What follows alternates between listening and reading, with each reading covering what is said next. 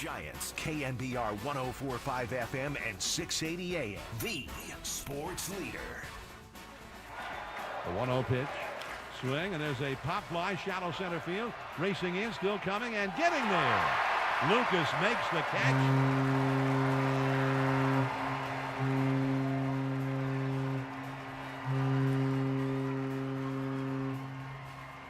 The Blue Jays have swept the three-game series from the Giants. The final, Toronto 8, the Giants 6. Welcome into an extra inning post-game show on a Sunday afternoon. A little strange show as the Giants end up playing the Blue Jays at a 9:05 start here on the Pacific Coast time. The Giants showed some life in the middle of the innings in the sixth inning, scoring 4 runs, but they were behind 7-2 at that time, and they just couldn't muster enough offense to catch the Blue Jays, the hottest team in Major League Baseball, as they won their 10th consecutive win at Rogers Center at home. They're 35-16 at home. It gets even better. They're 32-13 in 45 games. This team is red hot, leading the AL East, and they are just so good at home. No question there. 8 runs, 9 hits for the Toronto Blue Jays, a couple home runs, one by Vlad Jr. in the first inning, another one by Addison Barger, who just tore up the Giants in a 3-game series, going 6 for 12 with 2 RBIs and a home run. But this team just mounted an attack on Robbie Ray right off the bat, just like they did with Logan Webb. Both the aces had trouble getting out of these innings. Every inning Robbie Ray was in trouble. The pitch count really hurt him, throwing 26 pitches in the second, 27 in the third, 20 in the fourth. He comes out of the fourth inning with 86 pitches. He tried to go out there in the fifth inning. Springer ended up hitting a home run to left field. He got a fly ball out, and then Bichette hit a double down the line. But we thought maybe this would change, maybe a little more exciting time coming out of the bullpen. Spencer Bivens, who's been throwing really well for the Giants, came in but just couldn't close the door. Kirk gets a base hit, and Barger ended up hitting a home run to really open that inning up when the Blue Jays scored 4 runs in that fifth inning. And the Giants ended up coming back, as I said, in the sixth, but it just wasn't enough. A misplayed ball by Elliot Ramos cost the Giants 2 runs. And in that sixth inning, Jung-Hoo Lee on his hustle play after a base hit was tagged out at second place about a half an inch off the bag. But replay showed it, and 2 little miserable things happened, and the Giants just ended up losing their 5th straight loss in a row. They dropped 2 losses to the LA Dodgers before the All-Star game, and they just got swept by the Toronto Blue Jays 3 games in a row. Season high, 5 losses in a row. Going back to Robbie Ray, that was the first time he's given up more than 3 earned runs in a game. That happened in April 16th at Philadelphia. But both these starters, Logan Webb and Robbie Ray, both pitching so good for the Giants in this first half before the All-Star game, just could not take the fire out of the bats from the Toronto Blue Jays. And it continued to happen in one of those innings. It seemed like every game the Blue Jays had scored 4 runs in one inning. If you go back to Friday night's game, they scored 4 runs in the second inning off Justin Verlander. Yesterday's game, they scored 4 runs in the sixth inning off Logan Webb, and today they did it again in the fifth inning, scoring 4 runs, 2 against Robbie Ray and 2 against Spencer Bivens. And this team in hot. They are hot in the AL East, hitting the ball extremely well. The Giants came back. They came back in that sixth inning when they scored 4 runs, all with 2 outs. Rafael Devers hits a base hit to lead off the inning, a couple outs, a strikeout by Adames, a fly ball to Yastrzemski. Matt Chapman hit his 13th home run, 385 feet to right center field. Caught an 0-1 slurve by Jose Barrios, and he hit his 13th home run. A double by Smith, a base hit by Wisely. Kinsner gets a walk, a base hit by Jung-Hoo Lee, who really tries to hustle to get into second base, and I said the tag was about an inch off the bag, and that's how the inning ended. The next inning, Ramos hits a double. That was about That was it for the offense as the game continued. Ramos hits a double. They could not score him. Devers, Adames strikeout, a little ground ball by Yastrzemski to first base. The inning was over. 6 up, 6 down, and the Giants end up losing. They go 52-48. Now they're off to Atlanta, to Truist Park, and to face the Braves. They beat the Braves 3 times this year at home June 6th, 7th, and 8th. They won 5-4, 3-2, 4-3, so they are 3-0 against the Braves, but playing at Truist Park, it is going to be miserable if these pitchers don't get the ball down and get ahead of hitters. Hayden Birdsong tomorrow, Landon Roop on Tuesday, and Justin Verlander on Wednesday. And the Giants now are in a dilemma, spiraling down as they've lost 5 in a row. 415-808-KNBR. Get on the phone lines. Let's talk Giants baseball. Giants need to rebound here, fly out of Toronto, and get some kind of life going here when they get into the Atlanta Braves, because the first 3 games of this all-star break has not gone their way. My name's Bill Laskey. This is the Extra Inning Post-Game Show. More coming up right here on the Sports Leader. From the mound to the mic, this is KNBR Extra Innings with Bill Laskey. Sponsored by Lenardi's Markets of the Bay Area. Quite simply, the best. Hear him by saying to your smart speaker, play KNBR. We all believe a good fastball is what you need to pitch in the big leagues, but it's all about location. The Handler Union Square Hotel in the heart of the city by the bay is the answer. I'm not throwing you a curveball. The Handler Union Square Hotel has an outdoor swimming pool, fresh open-air windows, and much, much more. Call 800-995-HUSH or go online at handlery.com, enter promo code Lasky for parking included. That's 800-995-HUSH. It's a winner. Handcrafted in the Bay Area of California, Birdman Bats offer some of the finest, highest quality wood baseball bats and gloves in the world. Stand out this season on or off the diamond with our infinite options of customization at birdmanbats.com. Turn your visions into reality with our online bat and glove builder, and check out all the other gear we offer as well. All available at birdmanbats.com. Birdman Bats. Chirp, chirp.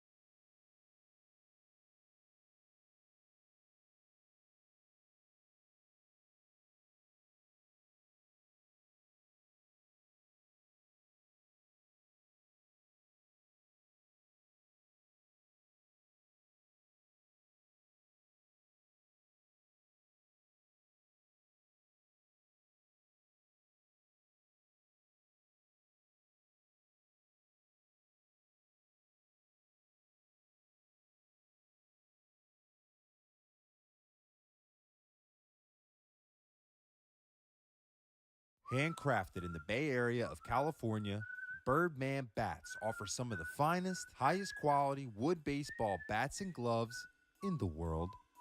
Stand out this season on or off the diamond with our infinite options of customization at birdmanbats.com. Turn your visions into reality with our online bat and glove builder, and check out all the other gear we offer as well.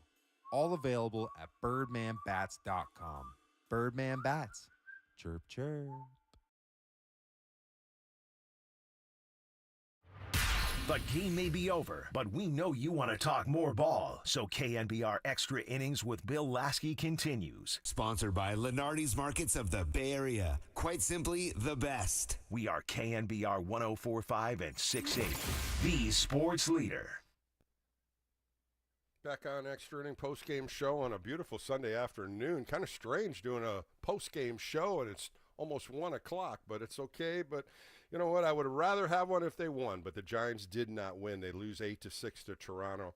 They have now lost 5 in a row, 2 to the Dodgers before the All-Star game, and they got swept by the Toronto Blue Jays, who are just having a fantastic season up in Canada. The place has been packed at Rogers Center for all 3 games.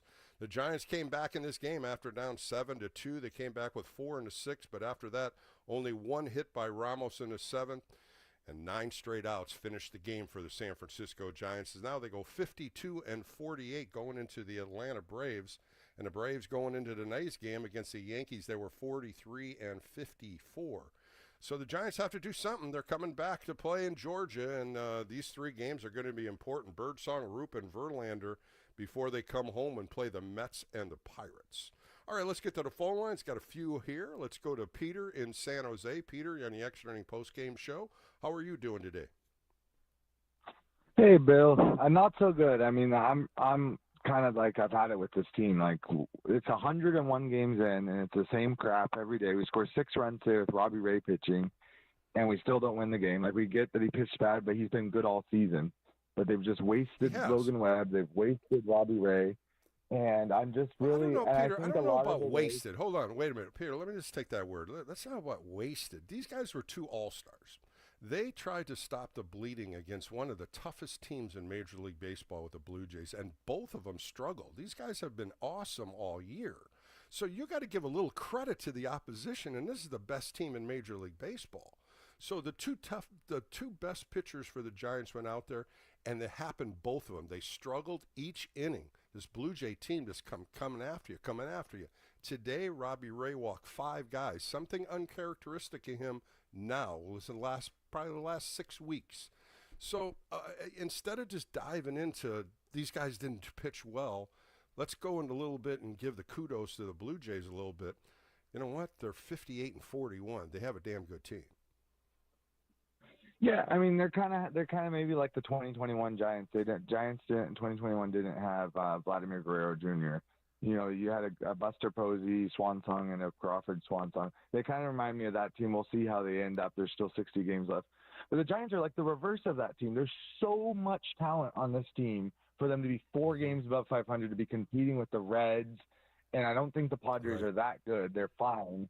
But this team should be so much better. And I'm sorry, I've been not wanting to say, oh, it's Pat Burrell's fault or it's Matt Williams, or it has to fall a little bit on them when you have a guy that had 112 RBIs last year in Willie Adames. You have Rafael Devers, who I get it. Okay, he came to the team. I'm just tired of the excuses with Rafael Devers. It's been a month, and I can't remember one clutch hit he's gotten. He's gotten so many chances. Just an RBI single. We're not looking for a grand slam, and this guy has been awful, and he doesn't even play a position. I think the Red Sox were on to something, because I give Posey credit for trading for him because we needed somebody, but this guy just has stunk. And I'm just worried about what the next you're going to be $30 million. And he's just been awful. Yeah, he hasn't got one clutch hit in a month. You're absolutely right. You can't be wrong there, Peter, and the numbers show it. You know, when you're going into what Rafael Devers did before these 3-game series, he was 18 for 89, only hitting .202 for the San Francisco Giants in 25 games. He had a .202 batting average. Hit the ball hard. We've seen that in Toronto, no question. But I think you're right on it when coming up with key hits with runners in scoring position. Today, after Ramos hit that double, I was thinking he's going to either get him over to the third, but he punches out swinging, and the swing path, he swings so damn hard. I'm looking for better contact. I'm looking to him to go to left field once in a while, and I haven't seen that. Yeah, I feel like he's going to get going once we're 7 or 8 games out of it. Oh, now Rafael Devers is hitting. Now that the Giants are completely out of it in early September, that's just the feeling. I mean, it's hard not to be really pessimistic with this team.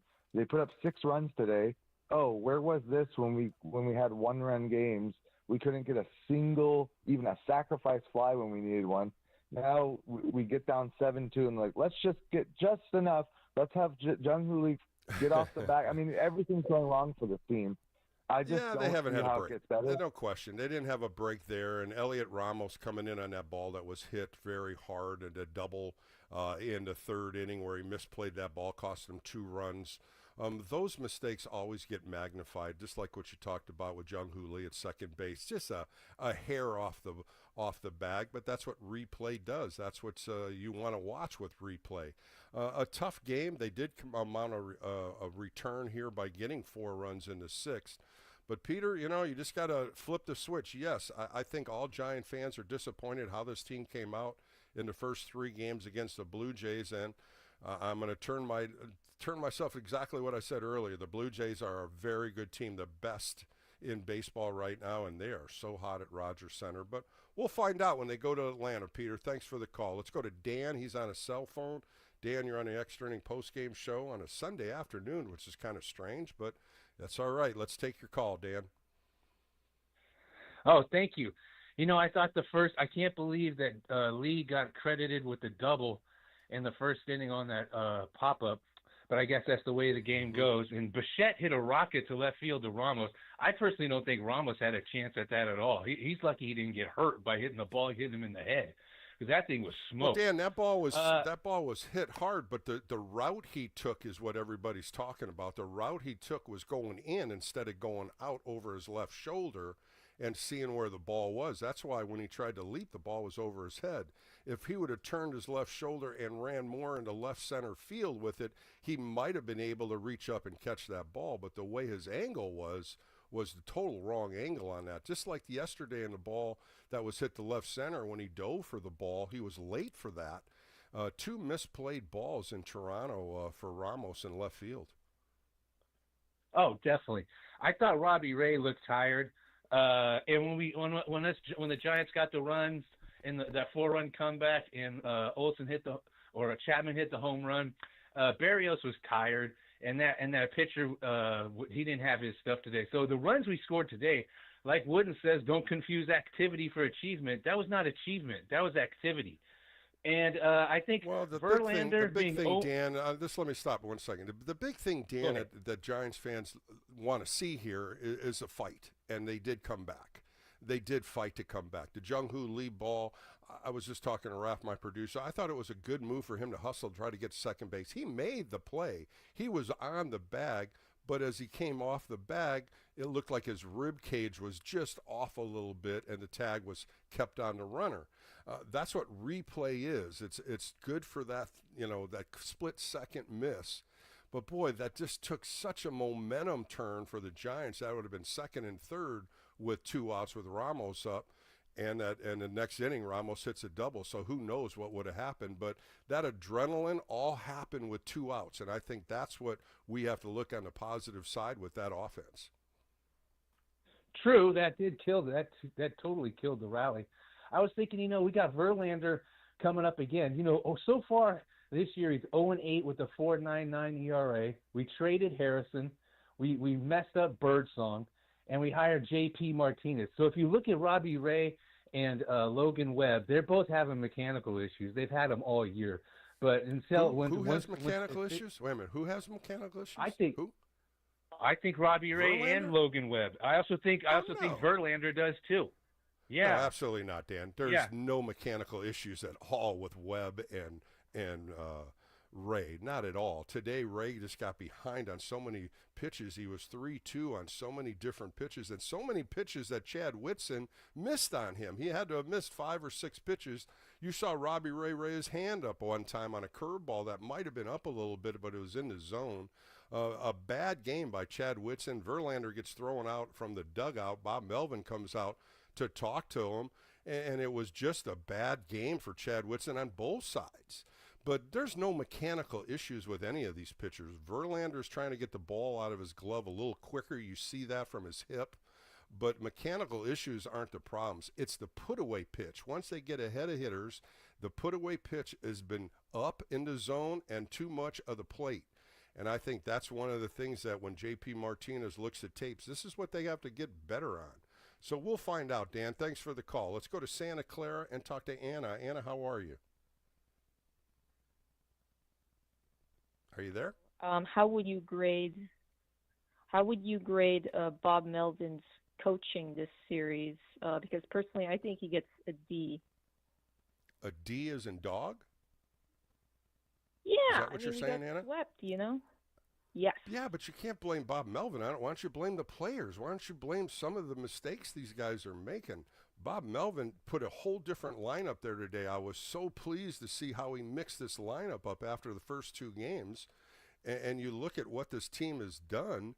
They couldn't score. The first game is just 11 hits. They only got no runs on that one. And then yesterday lost 6-3. Every game, the Toronto Blue Jays scored 4 runs in one inning to just kind of mount an attack against them.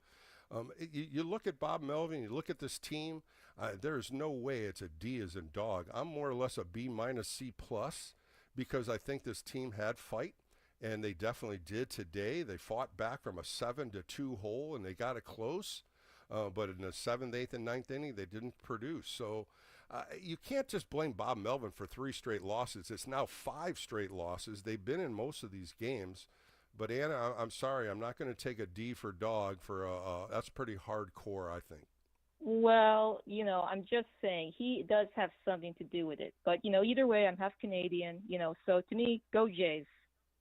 Okay, thanks, Anna. Let's go to Alan in Fresno. Alan, you're on an extra inning afternoon postgame show with Bill Laskey. A tough 3-game series with the Blue Jays. Now the Giants are flying to Atlanta, losing 5 in a row. Hey, Bill, how are you? Hey, real quick before I get into what I want to say, I think it's on Prime, they have the old This Week in Baseball with Mel Allen. Mm-hmm. They've got a bunch of the old, and I happened to be watching one. It was the Phillies in town, and I think you got the only win in that series, and I think you shoved against them. But Kruko was pitching for the Phillies. He shoved it against us, and it was interesting. I got to see you there. I think it was Milt May was catching, I believe. Chili was a rookie. Does that sound about right?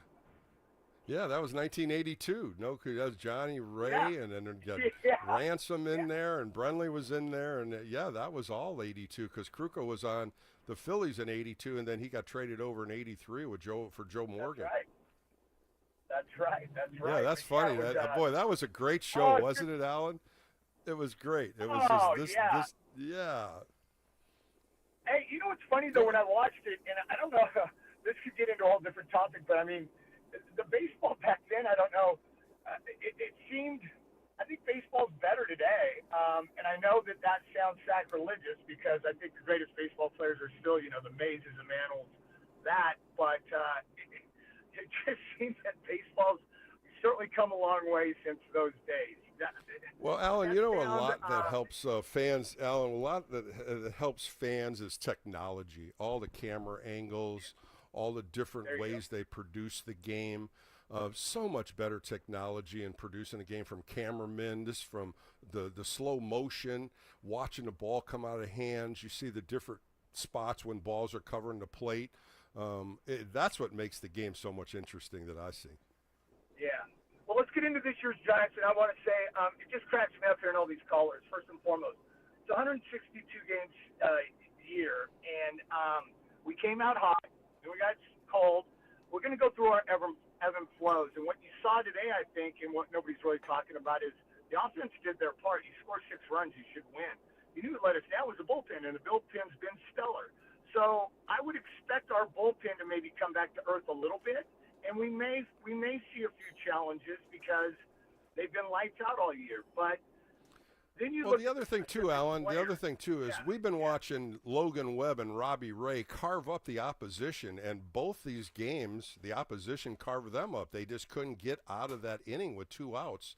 a lot of two-out thunder from the Blue Jays, a lot with Logan Webb. The first 11 hitters, 7 of them swung at the first pitch. So the scouting report on both Robbie Ray as well as Logan Webb, Toronto took a big part of that out of their repertoire because you see Logan Webb trying to get ahead of hitters. Today, Robbie Ray was behind a lot of hitters. He only had 8 first-pitch strikes for 22 hitters, and he's usually just the opposite. He's usually ahead of hitters, and then he uses his arsenal with the secondary pitches to get out. Today, it seemed like he was behind so much, and every inning was taxed on him. No doubt he was struggling, and it was his fastball command. His changeup looked good, and he actually was getting his breaking ball over, but his fastball command, he just didn't. And again, right, it's going to happen, and he battled. The point is the bullpen let us down today. That's going to happen. Listen. Yeah, Spencer Bivens been throwing the ball good, though, Alan. Spencer's been throwing good. He came in there, gave up a base hit, and he threw a slurve. And Addison Barger, the young kid, man, he just had a hell of a series against the Giants, going 6 for 12 in 3 games. The kid's got life, and he's a young kid, 25 years old, getting an opportunity at the big league level. And he's cashing in. He's hitting 275 for him. Hey, so Bill, on that note, what did they do with Santander when he comes back? That's a big free agent signing, big salary. I doubt that they would move him, but I mean, you're certainly not going to play him in place of a young kid that's clearly got a ton of upside. Yeah, they got some question marks. They got 2 or 3 players that are on the IL, and all these young players coming up from AAA are making a spark in that lineup. John Schneider even talked about it. He was saying, what am I going to do? These guys are all coming up playing, and they really have given them life. But, you go up to a ballpark, at the Rogers Center, and Alan, you're watching it like I'm watching. I've never been up there, but the ballpark is packed with so many Blue Jay fans. It's loud there. The roof is open. It's a tough place to play, and then you get the Blue Jays, who's hot as hell there, 35-16 at home. So if that's not an advantage for you, and you got to go up there and try to slow this train down, it was a tough 3-game series for the Giants. Oh, absolutely, no doubt. And the younger player, a position player like that making an impact. But if you look at the Giants, the younger players that are making an impact for us are Roop. Roop's throwing the ball well, and Birdsong's going to work it out. Again, I just don't think we panic. And then the big one is Verlander. Everybody's all wound up on Verlander because he's 0-8. Well, we're in an era now where wins and losses doesn't even determine who gets the Cy Young, right? And the bottom line is that Verlander's velocity is still 95, 97. Yep. He is what he is. When we signed him to the 1-year deal, we weren't expecting him to have a 3-point-something ERA. We knew he was going to have an ERA in the high 3s, low 4s. He's high 4s now. I believe it'll come down. And I believe Devers is not a 220 hitter or 202 hitter. He's not. And 1 month is you cannot evaluate a guy with this guy's resume on 1 month. And when he I'm glad comes you said around, that, Alan, because you're absolutely right. You are 100% right. You cannot judge somebody on 25 games. There's no question there. Verlander, I think one of the biggest things, and I said this earlier about the put-away pitch. The put-away pitch, he's just trying to come at you 0-2, 1-2, and he's leaving it across the plate. And I think that's one thing he's going to have to clean up because he's not getting length in the games. That's what I think the Giants were looking for him, to get 5-6 innings, and I think they would have been happy with that. That's been really hard for him because he's getting a lot of early counts on hitters, and it's bringing his pitch count up in the 2nd and 3rd inning. And in that game on Friday, 33 pitches he threw in the 2nd inning, and that just destroyed him. He couldn't get any further in there. He didn't even go 3 innings. Tristan Beck pitched really well. But again, it's the same thing when I look at Logan Webb and Robbie Ray, these 2 last games. They mounted attack against both these guys, and these are our 2 best starting pitchers, and they walk away scratching their head.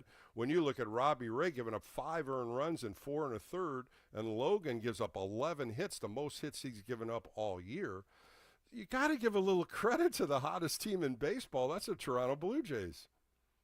You do, but also too, and I'm semi-joking, but I believe that maybe could also be a little bit of the All-Star hangover, right? I mean, Webb and Robbie Ray probably went out at the time. They roll into Toronto, the time change, which they were used to by the time they were in Atlanta. But the whole time, not making excuses. all I'm saying. Yeah, is you just at the end of you know the you day- can't do that. I think they came out and they played a very hot team. They tried to compete. 11 hits the first night without giving up a run, getting a run. I think that was the first big question mark on this 3-game series. Yesterday they battled until the Blue Jays scored 4 in the bottom of the 6th. They just couldn't put the fire out. Each game, Alan, the Blue Jays had scored 4 runs in one of those innings. And when you do that, it just that attack comes out. As we always know, the domino falls to the next guy picks each other up, the next guy. The bottom of the order for the Blue Jays just did everything. Today, it was the middle of the order. The first 2 games, the bottom of the order picked them up. So if you got 9 hitters to pick each other up today, Vlad going 2 for 3, Bichette going 2 for 4, even Springer going 2 for 4 with a double, a home run. Those are the guys they kept off the bases the first 2 games. Today, they mounted an attack and ended up beating the Giants 8-6. Thanks for the call, Alan. I appreciate your time. We're going to take a quick break on the Extra Inning post-game show. Come back with more. Got a full line of calls coming up. And I got a couple great interviews I want to tell you when I come back right here on the Sports Leader. From the mound to the mic, this is KNBR Extra Innings with Bill Laskey. Sponsored by Lenardi's Markets of the Bay Area. Quite simply, the best. Hear him by saying to your smart speaker, play KNBR. Lenardi's Markets of the Bay Area has been quite simply the best for over 60 years. Lenardi's has a wide variety of organic and fresh produce, delicious deli and hot food selections, and a full-service meat, poultry, and seafood department. Lenardi's Bakery has tempting, delicious desserts and pastries, made-to-order cakes for any occasion. Shop one of Lenardi's 8 convenient locations: San Bruno, Burlingame, Belmont, Los Gatos, 2 in San Jose, 1 on Bascom, 1 on Meridian, Walnut Creek, and Danville. Lenardi's, quite simply the best. Your financial journey is unique, and Pettinelli Financial Partners is here to help you navigate it with confidence. So whether you're building your future or securing your retirement, their team provides lifelong personal guidance every step of the way. Start planning your financial journey today. Learn more at PettinelliFP.com. The financial consultants at Pettinelli Financial Partners are registered representatives with and securities offered through LPL Financial, member FINRA, SIPC. Investment advice offered through Stratus Wealth Partners, a registered investment advisor. Stratus Wealth Partners and Pettinelli Financial Partners are separate entities from LPL Financial.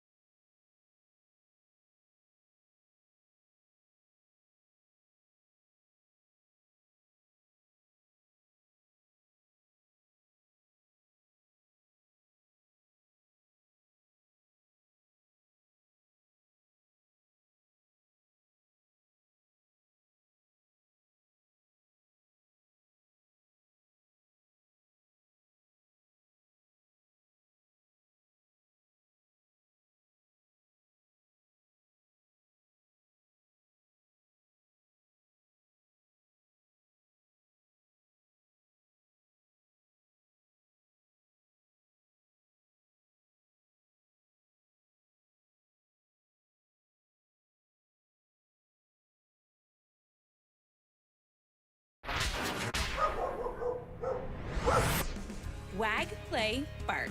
Wag Hotels offers fun-filled, supervised play for your pet in a safe and clean environment. Whether it's a day of doggy daycare or an overnight stay, Wag Hotels' welcoming and friendly staff is there 24/7, 365 days a year to care for your pet. Pamper your pet with the Wag Hotels spa and grooming services, training, one-on-one buddy time, and much more. Wag Hotels Wag Cam lets you check in on your pet anytime. Locations in Northern and Southern California. Visit waghotels.com for more information.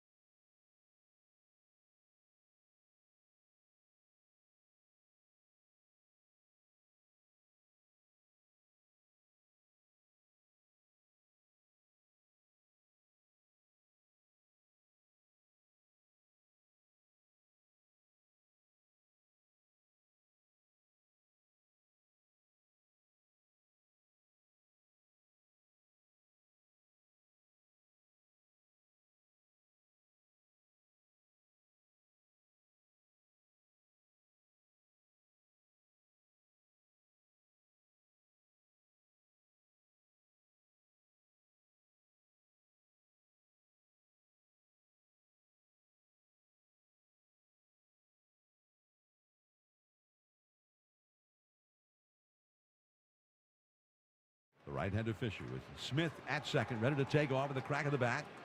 And there's a swing. Line drive up the middle. Base hit into center field. Smith around third. He'll score easily. Now that's a great at bat. Tip your cap there to Brett Wisely, because it had not been a real great day for him with the bat so far. But that is a big run, and now it's 7-5. You're listening to the former Giants righty. It's KNBR Extra Innings with Bill Laskey. Sponsored by Lenardi's Markets of the Bay Area. Quite simply, the best. Heard on your Apple HomePod by saying play KNBR. Back on the Extra Inning post-game show with Bill Laskey. That was Brett Wisely. What a great at-bat. 9 pitches. He finally got a base hit up the middle in that 6th inning when the Giants scored 4 runs, all with 2 outs, a home run by Chapman, a double by Smith, a base hit by Wisely, a walk by Kinsner, who had a great game today behind the plate, going 2 for 2 with a walk, and then Jung-Hoo Lee hit a bullet out to left center field. And the play at second base cost him as he tried to get into second base on behind the runner, and they were throwing him out at second base on a replay that had him off the base about a half an inch. Just took the thunder out of the Giants in the 6th inning, as that was the 3rd out of the inning. The Giants on June 11th, going back that time, one of the hottest months they had, June 11th, the Giants were 40-28. 40-28, 12 games over 500. Since then, the Giants have gone 12-20, just the opposite. 12-20, 12 wins, 20 losses, as now they're 52-48. Just a tough road here, and it got 2 games, the last 2 games against the Dodgers before the All-Star break. Really put them in a negative. I thought both of those games were clunkers. They could have won 1 or 2 and take that series after they beat the Phillies 2 out of 3. And then you would thought maybe All-Star break, everybody taking a break. You're seeing guys going to Tahoe, different places to relax, what you're supposed to do at that time. Flying across country, 7-hour flight to Toronto, no excuses. They played good baseball, but they just couldn't get anything going in any 3 of these games to take the lead. And the Giants ended up losing all 3 to the Toronto Blue Jays. Coming up later in the show, I sat down with my teammate, Manny Trillo, 17 years in Major League Baseball, 4 All-Stars, 3 Gold Gloves. He was a 2020. He put it on the Phillies Wall of Fame. Just a great career, and I caught up with him this week. We'll have that coming in later in the show. And then I wanted to find out who's hot in AAA, at least with the bat, so I ended up getting a hold of P.J. Pilteri. And he's the hitting coach down there. PJ's been a hitting coach with the Rockies and the Yankees at the big league level, doing a great job down there. And, of course, the hottest hitters, Marco Luciano, Grant McCray, Wade Meckler, even Hunter Bishop. A couple guys are really hitting the ball well, and you'll hear that later in the show also. So 2 good interviews as Extra Inning postgame continues. All right, let's get to the phone lines. Let's go to Safe at Third in San Francisco. How are you this afternoon? Hey, Bill, I'm doing quite well. Yes, it's disappointing in what's happening, but I want the fans, the true fans, to know, and people who think they're fans, to know that this team is still being put together. I think Bob Melvin is doing the best that he can. As you often say, Bill, he can't hit for him, so he's doing the best to try to put the best lineup he can. I think this team will show up. It's hard. There's a lot of teams out there. Even the Dodgers are having a tough time. But for the Giants, I think they'll eventually come around. I see Willie Adames starting to find the ball, which is good. I don't have any problem with Devers. I think he'll come through, at some point. Everybody's trying to learn one another still. And when you add a piece of the magnitude of a Devers, he has to learn where he is and his whole cycle and psyche. The other thing, too, Safe at Third, Safe at Third, I would like to see a more regular lineup. Today, I really liked what Bob did. Yesterday, I was talking about this on the postgame show and moving Yaz from the leadoff down in the middle. He hit 5th today, had a tough day, 0 for 4. I think Jung-Hoo Lee gives you a little more spark in the leadoff spot. And I'm glad Bob did that today. He moved Ramos in the second hole, Devers in the third. Adames, I'm not, good yet for a 4th hitter. Maybe Chapman, but Chapman was struggling coming into this. He was hitting the ball really well. He took an 0 for 7 the first 2 games. Ends up going 2 for 4, 2 for 11. He's got to get hot, and I think Matt Chapman's that guy in that lineup that's going to produce, and then everybody falls in after him. what don't you think, Bill, as I've seen over the decades of watching this game, that you have you've heard me say they need to be consistent in their lineup. I've been saying it for months, if not years now. But eventually, you get familiar with your role. You have a role, and people expect you to the job in your role. I never laced them up, never put on a uniform. But from what I've witnessed over the decades, once you have that role, you're expected to take care of business. Like the Dodgers, they have certain people that every day they're in that lineup, consistent in that role. They put a person here. Well, also safe at third. You're seeing Jung-Hoo Lee go against lefties. You're seeing that when the lefty comes in. He has been playing a little bit more against lefties. They sit Yastrzemski down. They put Matos in. I have no problem with Jung-Hoo Lee. If you want him to lead off, put him up there every game as a leadoff hitter. Let him work some walks, though. I think he's swinging a lot of pitches out of the zone. They jam him a lot more. A lot of breaking balls out of the zone. He punched out on a great pitch today by Barrios. Breaking ball down and in, out of the zone, but he had a swing at it. Those 2 strikes. But I think with you put him up there, let him get comfortable in the leadoff spot, and then have your Thunder follow him. Well, I think you're right, and I think you should have somebody in second that can it has a quick feet and get it going like that, and then you have your power, and then you have your bottom of the lineup. But it's got to be consistent. It's got to be the same guys every day, and I agree with you, Bill. Chung-Ho Lee should be leadoff. And I want the Giants, if there's any way possible, to stop swinging at the first pitch when you look like you're going to have them on the ropes a little bit. Swing at that first pitch, you pop it up. That's like a balloon popping.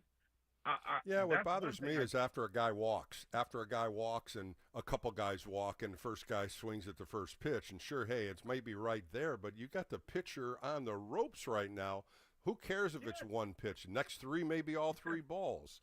So, I'm right there with you. You have to be aggressive at times, but some other times take a pitch. There's no question you can take a pitch and adjust from there. And you're right. Sometimes they do it, and at other times, safe at third, they don't swing at the first pitch, and most of those pitches are right there in the zone. Mm-hmm. Well, glad to be on the show, Bill. I'm a Giants fan forever. I think we're going to see something more positive as this season goes on. Just got to get it going. Get that first win, safe at third. Get that first win and get these guys back on board. But thanks for the call. Let's go to Hayward and talk to my buddy Rick. Rick, you're on a Sunday afternoon extra inning post-game show. A tough 3-game series against one of the top teams in the American League. Yeah, it was a tough one. I want to get to my points, but I was listening to safe at third. This isn't a team being built. This is a team that's built. I mean, you got Ramos, who's arbitration. You got Lee long-term. Right field, that might be set next year with Matos. You got Chapman, Adames, they're long-term. You got Schmidt at second. They want to integrate him. They got first base. They want to integrate Eldridge. You got Bailey at home plate. He's arbitration. And then you got your pitching staff. And there's no doubt the way that they want to go is they want to bring kids up to fill those spots. I mean, Verlander's spot in the lineup is going to be taken next year, incorporated into Devers' salary, which is going to go way up next year. It's right now, I think, at $17 million, but it's going up to 31 or 32 next year. So they're right there at that plateau. They're not going to get much higher. And even anybody that thinks they're going to go out and make a big splash move is crazy. I don't see it. I believe that too, Rick. I don't think a big splash move. I think a couple pieces could be formulated. Looking at some of the older guys that are jumping out of contracts, being free agents at the end of the year, you might be able to get somebody as a rental player to give you a little more thump against left-handed pitchers, because that is one piece of the puzzle that they are struggling at. Hitting only like 205 against left-handers when they start. And that's something that has to be changed, because there's a lot of good left-handed pitchers they're going to go up against. And it can't just be all right-handed starters. They have to figure this out when you're looking at left-handers 10 and 17 in 27 games against them. Yeah, that's a killer. That's a killer. You're absolutely right.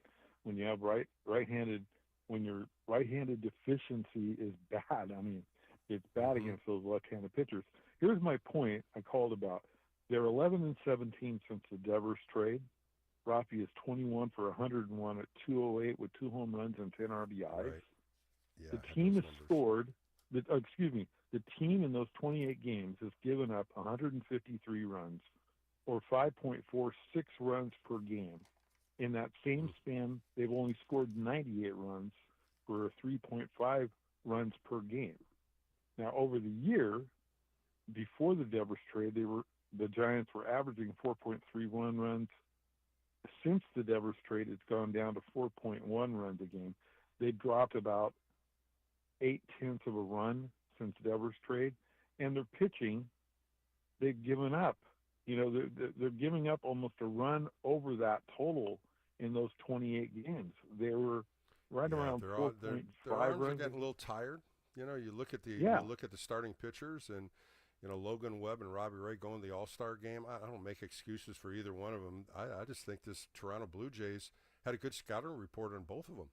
And they got him in trouble early in every one of these games. Every first 3 innings, they were struggling with runners on base. And the walks today by Robbie Ray, he couldn't get the fastball control. And yesterday, Logan Webb was getting ahead, but he couldn't get the put-away pitch. The bullpen, Spencer Bivens has been throwing the ball real well. Today he comes in base hit bomb. Everything's going to start mounting, and when pitchers are going to get tired here in the month of August and September, you're talking exactly what I want to see. The offense has to kick in. So far, it hasn't, and I threw that number out the last 32 games, and you have numbers there 12 and 20 in their last 32, and they're going the wrong direction. Yeah, it isn't looking good, and I mean, they, like you said, I think you're exactly right. I think if Posey's going to go after somebody, it's going to be a rental. Now, a lot of people have been talking about Jeff Passan from ESPN has been talking about the Giants are linked to Adolis Garcia, and he's got 1 year left after this year on his contract. But what would they have to give up to get Adolis Garcia? Would it be a Wisenhunt? Would it be a Seymour? Would it be an Eldridge? Oh, it's going to be somebody big because he's such a big, talented right fielder, and he's got power, and he's a right-hander, which they need. That's the next big question. The question, Rick, is what do you want to give up for a player like that magnitude? And is he going to come into this lineup and really cause damage? Because they do need another strong bat. I just don't think they have a number 4 hitter. I think more Chapman's a 3 or a 5. The 4 slot has always been a musical chair with Bob Melvin. I like the lineup today. I would love to see Chapman back at 4. If they do, Adames is not a 4 hitter. I think he went into the game thinking that and rolled over a double play first at bat, and after that, fly ball and 2 punch outs. He had a real nice game the other day, hitting 2 home runs. I just think that part of the order, 4, 5, 6, they have to put somebody in there to implement a little bit better swing pass. If Chapman gets hot like he did today, maybe that's the guy, but I still think they need some thunder in the middle of the order. I totally agree. I mean, today I wanted to get to the umpire. The umpire was terrible today, the home plate umpire. Oh, Chad Whitson missed so many pitches. It was and I guess I didn't know it for a fact, but I heard Verlander was the one that got thrown out. It wasn't Melvin, because Melvin came out and he was arguing, and Chad Whitson threw somebody out. I think it was Verlander, because what's happening here is that they don't see the pitch on the iPad unless it's like 2-3 pitches later. It's not that automatic. And I think that's what they caused all the concern, because there was some pitches off the plate that were called strikes. And it wasn't just against the Giants. Same thing with the Blue Jays. They missed some pitches too. No, I totally agree. I think that both teams had, a perfect example was when Chapman got the hit in the 4th inning, I'd say, or the 5th or the 4th inning, and then up came, it was like 2 guys got on base. And, Smith, it was Chapman and Smith, I think. And the pitches was in the 5th were inning. Ball 1, ball 2, ball 3, ball 4, but it was called a strike on Chapman. And then the next guy had got ball 1, ball 2, ball 3, ball 4, ball 5, and he walked. Yeah. But it took like the 5 balls for him to walk. Yeah, the Brett Wisely at bat was the one. 2 pitches off the corner, he called ball for strikes, and you saw Wisely look going, what are you looking at? That ball's off the plate. And then he really had a nice battle too. Go ahead. played a little, but not like you. And you played. You batted. I know you batted. Can you imagine a ball, tried. a baseball, two sides out, two whiffs outside, and the umpire's calling it a ball? I don't know how I would react. I mean, I might drop the bat and just start screaming at the umpire, but I mean, I don't know how. Well, and you're watching it. You're watching it from the dugout. You're watching how the balls and strikes are. Robbie Ray, I never saw Robbie Ray really get upset today, and you saw him put his hand in the air with a curveball that could have been strike 3, but the changeup, when they showed the replay of it on Roku, the ball was all in the zone. There wasn't a nick on it. It was a complete changeup, down and in, caught it right in the zone. Tom Candiotti and Dave Fleming were on the call, and they both said, "How do you miss that?" Because it was completely in the zone. He's had a bad day today. Yeah, I can see Candy getting those calls because heck, his ball jumped all over the place because he threw that the knuckler. Anyways, I really enjoyed both of them today. To I thought they called a great game, both of them. They were not one-sided. Of course, Dave Fleming being with the Giants, they really played off each other well. I really enjoyed both of them today. Yeah, Candy works for the D-backs, I think. At least he did last year. Yeah. You know, but anyways, things have got to change. I keep saying it, and we all keep hoping it. The offense has to start going, or this team is going to flounder. It's just you can't depend on pitching and defense. It's going to go the opposite way. And you and I talked about this a minute ago. 12-20 in the last 32, and they can't do that. And somebody's got to get hot and stay hot. And it's not just one player, Rick. It's got to get 2 or 3 players. And today, the bottom of the order really speared the comeback here in that 6th inning. But it's got to get better in the middle of the order. Striking out too much, pop-ups too much, drive the ball. And one of the things Dave and Tom were saying, look what happens with the Blue Jays when they put the ball in play. Look at the 5th inning, the 6th inning when the Giants put the ball in play. And I keep saying, make contact. Put the ball in play instead of trying to drive the ball out of the ballpark. I would love to see a little bit more discipline with the swing pass. Yeah. Thanks, Rick. I appreciate your call. Good stuff, man. Really good. All right, let's go to Bob in Sutter Creek. Bob, you're on the Extra Inning post-game show on a Sunday afternoon. How you doing today? You there, Bob? Did Bob hang up? All right, let's go up to Portland and talk to Greg. Greg, you're on an Extra Inning post-game show this afternoon. How are you doing up in Portland? I'm okay. Can you hear me? I got you good right here, buddy. Okay. It's been pinging here.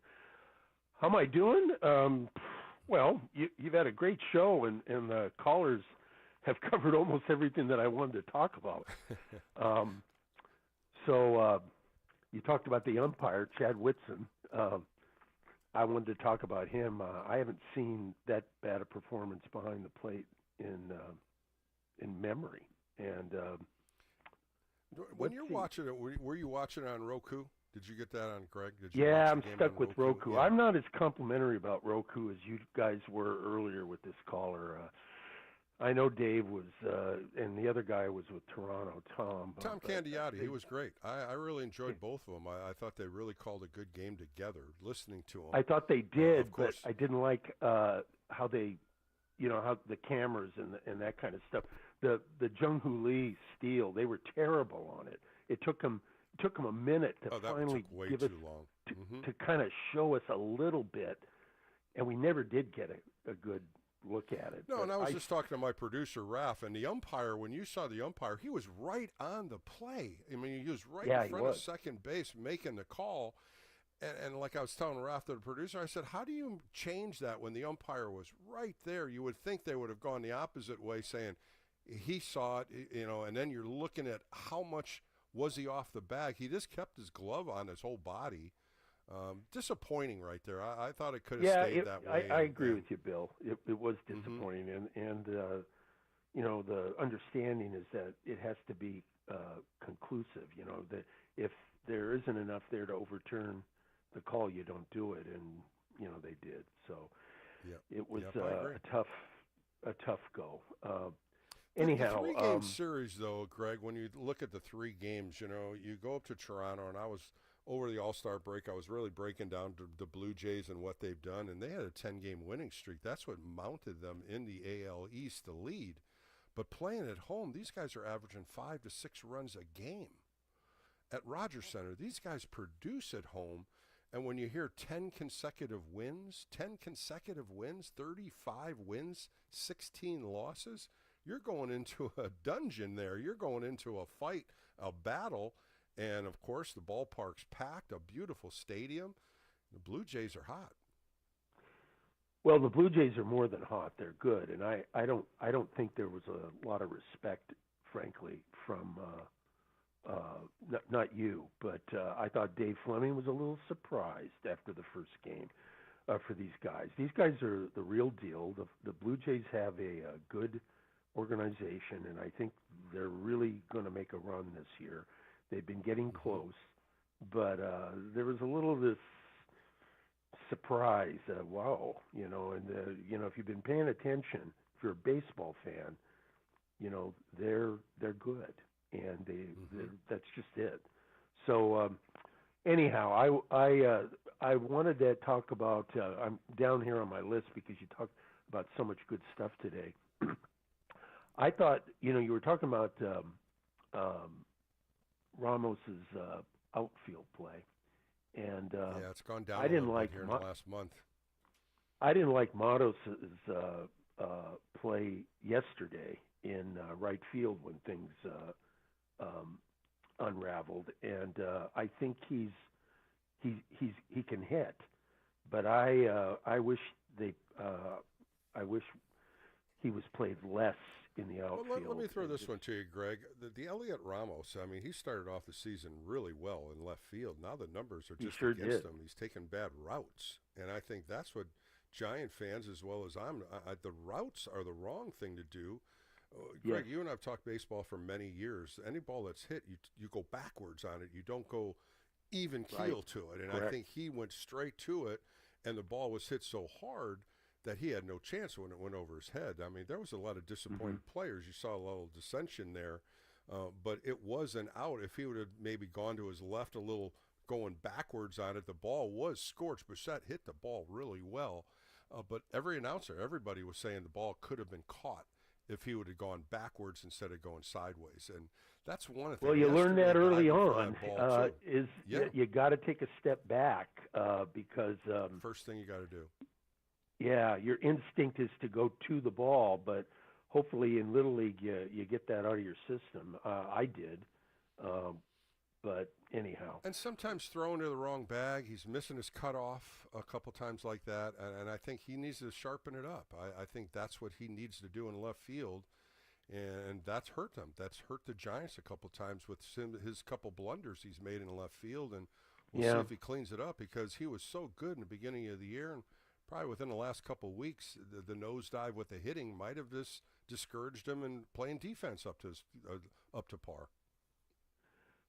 Okay, well, the last thing I wanted to touch on, I didn't think I would, but being a positive guy, I wanted yesterday, I think it was, maybe it was the day before, you were talking to some fellow. He was really good. Steve, is that it? Steve Cronin.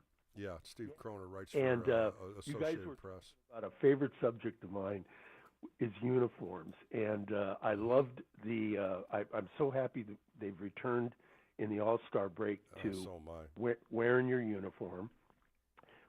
And then the other thing is, I believe this year that we're seeing way more a return to road grays and home whites.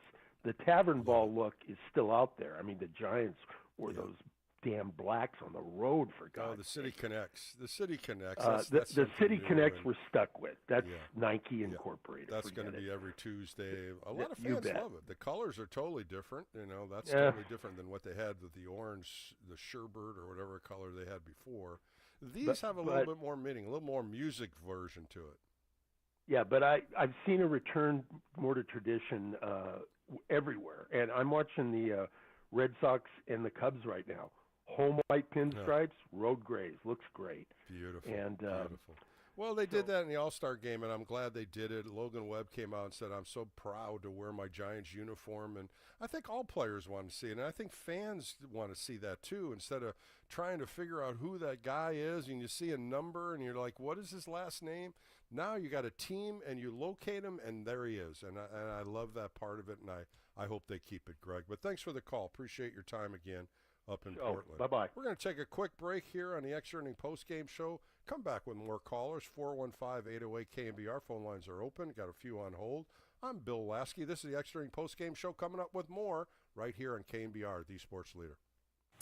From the mound to the mic, this is KNBR Extra Innings with Bill Laskey. Sponsored by Lenardi's Markets of the Bay Area. Quite simply, the best. Hear him by saying to your smart speaker, play KNBR. Georgie Brothers Furniture Showroom is a full-service home furnishing store located at 211 Baden Avenue in South San Francisco and has been in business for 92 years. It is one of the Bay Area's best-kept secrets. Still operated by the third-generation Georgie family, their goal is to offer expert and personal service, as well as white glove in-home delivery. Georgie Brothers also features a Simmons Beauty Rest mattress gallery. Get a great night's sleep at an amazing price. Come visit our 50,000 square foot showroom, which is full of beautiful quality furniture pieces. You can also visit them at GIORGIBROS.com.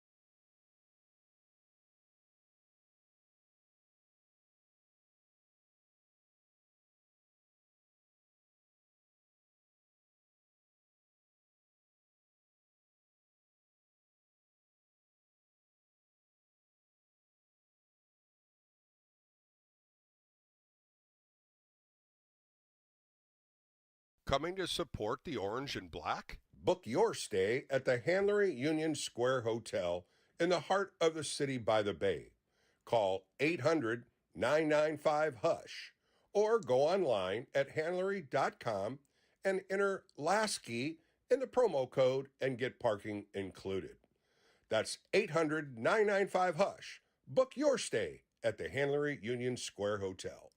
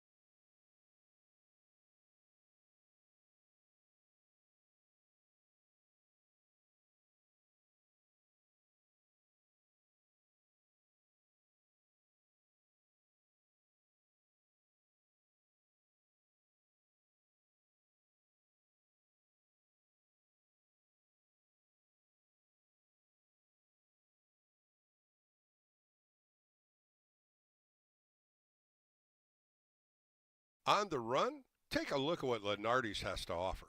Lenardi's full-service deli offers a great selection of hot foods to go. Savory soups made fresh daily with quality ingredients, fried chicken, meatloaf, salads, sandwiches, and more. Check out Lenardi's weekly menu selection at www.lenardis.com or stop by one of Lenardi's markets, 8 convenient locations. Burlingame, San Bruno, Belmont, Los Gatos, 2 in San Jose, 1 on Bascom, 1 on Meridian, Walnut Creek, and Danville. Lenardi's, quite simply, the best. 0-1 the count. Here it is. Swing, and there's a high drive into right field. Barger going back, looks up, and goodbye! Into the Giants bullpen. An opposite field home run by Matt Chapman. And now it is 7-4 Blue Jays. This is KNBR Extra Innings with former Giants right-hander Bill Laskey. Sponsored by Lenardi's Markets of the Bay Area. Quite simply, the best. Hear him on your Apple HomePod by saying play KNBR. Play KNBR. All right, back on the Extra Inning postgame show on KNBR with Bill Laskey. Giants lose today, and they've lost 3 in a row to the Blue Jays. The Blue Jays swept them in Toronto 8-6 today. 6 runs, 12 hits for the Giants, 8 runs, 9 hits for Toronto. The Giants have now lost 5 in a row. So flipping the page, they're off to Truist Park. That's against the Atlanta Braves. New York Yankees took 2 out of 3 from the Atlanta Braves. They just won today. Braves are now 43-55, so the probables are set. Hayden Birdsong on Monday. First pitch right here at 4:15. Hayden Birdsong 4-3 with a 4.11 earned run average, going against Bryce Elder, a right-hander, 3-6 with a 5.6 earned run average.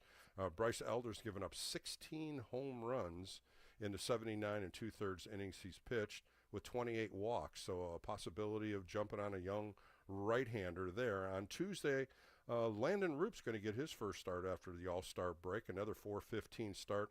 He's 6-6 with a 3.27 earned run average, going against Davis Daniel, a young 28-year-old just coming up from the big leagues. He's only pitched 5 innings, 1 inning in relief, 4 innings against the St. Louis Cardinals, where he went 4 innings, 2 hits, 1 earned run. So the 2 righties going in to the second game. And then Sunday, or I should say Wednesday afternoon game, 9:15 start here, 12:15 in Atlanta. Justin Verlander's going against Spencer Strider. Justin Verlander is 0-8 with a 4.99 earned run average. Spencer Strider, 26-year-old, struggled. He's, of course, coming off of Tommy John, so he's getting back to where he was years ago. 4-7 with a 3.5 earned run average. His last start was against the New York Yankees, where he got the win on Friday, going 6 innings, 3 hits, and no earned runs, 3 walks, 8 strikeouts.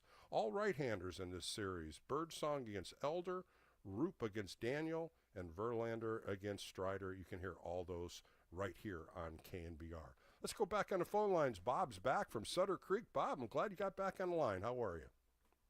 Oh, good. How are you, Bill? Just a few comments. Number one, I'm glad to see that John Holy is in the number 1 spot. I think that's going to pay dividends.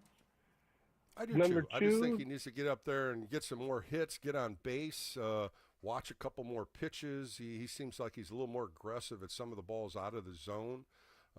Watching him, Bob, over the last couple of games, it seems like the opposition, starting pitching and bullpen are going inside against him a little bit more and trying to jam him. And he's going to have to lay off some of those pitches. It seems like some of those are out of the zone. I think he'll wind up, being patient and start slapping the ball around and getting some walks. Number 2, the previous caller, I totally agree. I'm so glad to see in the All-Star game them wearing their uniforms. I think that's the way to go. But that's biggest Did you like the All-Star game, Bob? Did you like it? You know what, Bill? I'm not so much of a fan because I think the All-Star game, I made a post saying, when did the Major League Baseball turn into Radio City Hall and the Rockettes? It's a show these days. It's not like Bob Gibson trying to win the game, but it's okay. Right. And, well, I thought the tribute to Henry Aaron was exceptional. I thought they did that very well. Like you said, the uniforms. How did you like the ABS, the automated ball strikes? Do you think the big league should implement that, Bob? I am. At first, I didn't. At first, I was totally against it. But then when I heard it's like a challenge, and you get like two, so many of these calls. Like, well, 5 years. Was it 5 years ago when we're down to the wire and we lose the game on a check swing call? Yeah, I know exactly. That, I was reading your mind right there, Bob. Yeah, so I think that'll work, But I think the last time I called, I told you I was going down to the game for my birthday, July 9th against the Phillies. And it was a great day in the park, always a great day. We got hammered, 13-0. But I love seeing Mike Yastrzemski pitch the ninth inning because, I idolized his grandfather. But I don't know if this has happened to anybody else. I'm parked on 5th and Brannan in the parking lot. After the game, people walking out there. I'm now on 3rd and Brannan. And the light says walk. And I get broadsided by somebody on one of those rental e-bikes they have around the city. Oh, the electrical bike? Yeah. So you got hit by somebody? I got broadsided. I did a full forward roll into 3rd Street. And then I popped up, and first of all, I popped up and kind of went all Brooklyn on him. I said, dude, where'd you learn to drive like Crockett Jack box? And I said, number one, you're on the wrong side of the road. You're supposed to be on that side with traffic. 2, you just ran a red light and ran a pedestrian over. 3, you've got this gal on there with you, which I don't think you're supposed to have. And I said, 4, you're both idiots because you don't have helmets on. Mm-hmm. And then, so they ended up stopping, though. So Bob, they ended up stopping after they hit you, though, correct? But they went down, and I got up. Also. I see. Mm-hmm. Yeah, and the girl in the back apologized. The guy just kept backing away because I think he was afraid I might have roundhoused him, but I wouldn't have done that. Well, let me ask you this, Bob. Are you okay now? Did you get hurt by it? Yeah, I got a little bit of a cracked, a bruised rib, a little big thing on my thigh, but I didn't grab them, like ask people, hey, witness this, do that. I wanted to get out of there. My son one son was with me at the game. He parked somewhere else because he had to work. He's a horseshoer up here. Well, I'm glad it wasn't. I'm glad he didn't break a bone or break a shoulder or a knee or something like that, where it was a little more tragic. But again, from hitting you in the walk path was wrong. I mean, and a lot of these people don't even understand it, and they just go through it. You see it a lot with cars also going through those. Yeah, and a lot of the cities, Philly, San Francisco, they want to ban these things because they're all over the place. Anyway, I'm okay. I got maybe a cracked rib. Well, I'm glad you're okay, Bob. I'm glad you're okay, and I'm glad you get to call in and talk about it, and I appreciate your call today, and I hope you feel better as the weeks move forward. But thanks for the call, Bob. Let's go to Pete on the peninsula. Pete, you're on the Extra Inning postgame show on a beautiful, gorgeous day here in Northern California.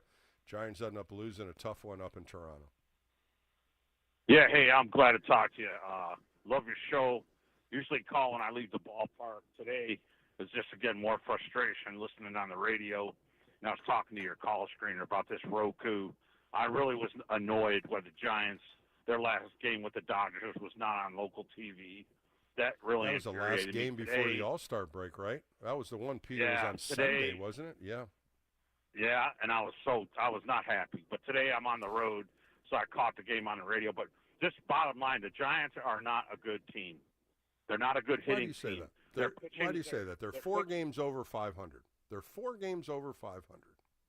That's the first. Yeah, but their pitching has been carrying them all season. Right. Outstanding. The bullpen, the starters. Now the arms are tired. You're halfway through the season. More and more the pressure is going to be on those guys to score some runs and support that pitching. These guys are not good hitters because if they're good hitters, they'd be hitting good.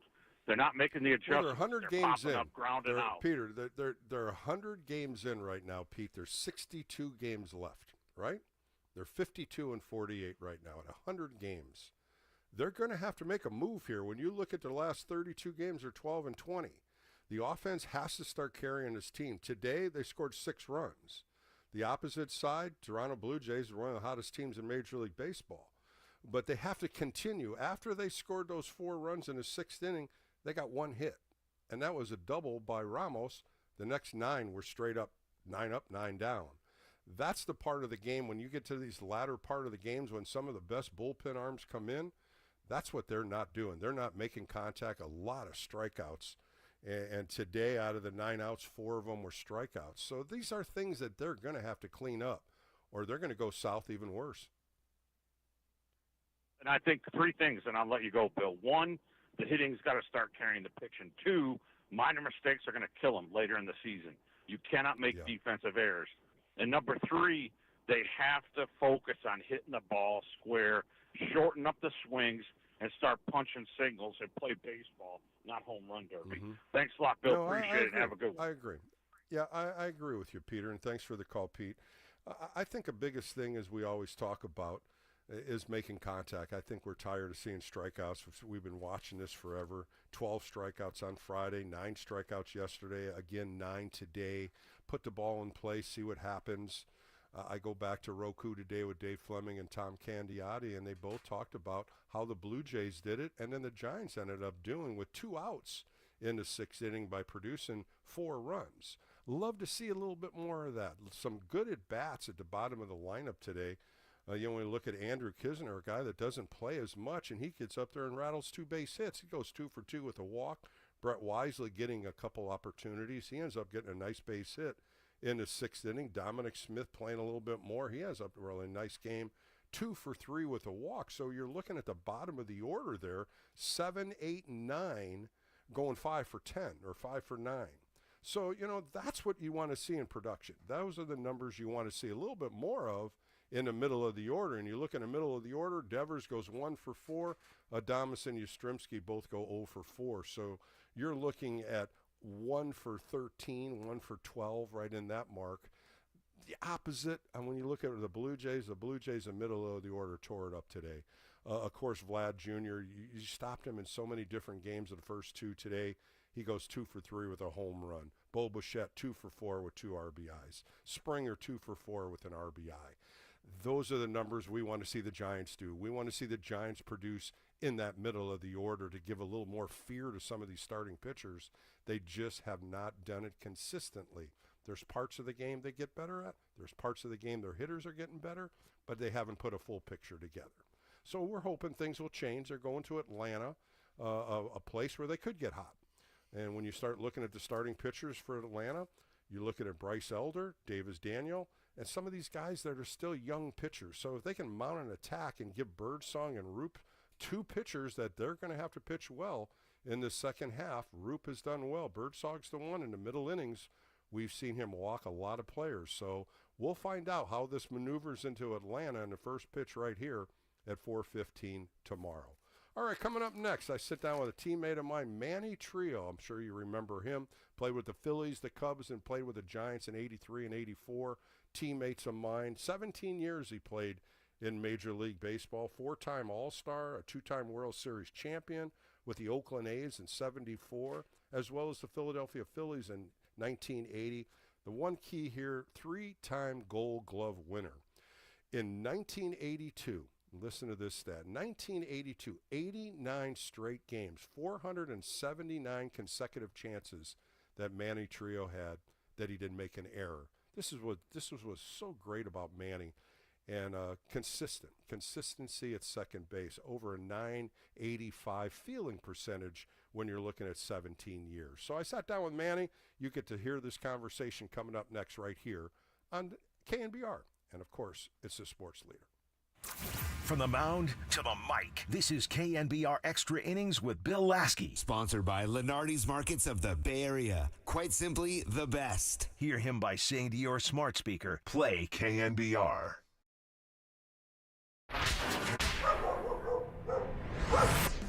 Wag, play, bark. Wag Hotels offers fun-filled, supervised play for your pet in a safe and clean environment. Whether it's a day of doggy daycare or an overnight stay, Wag Hotels' welcoming and friendly staff is there 24/7, 365 days a year to care for your pet. Pamper your pet with the Wag Hotels spa and grooming services, training, one-on-one buddy time, and much more. Wag Hotels Wag Cam lets you check in on your pet anytime. Locations in Northern and Southern California. Visit waghotels.com for more information.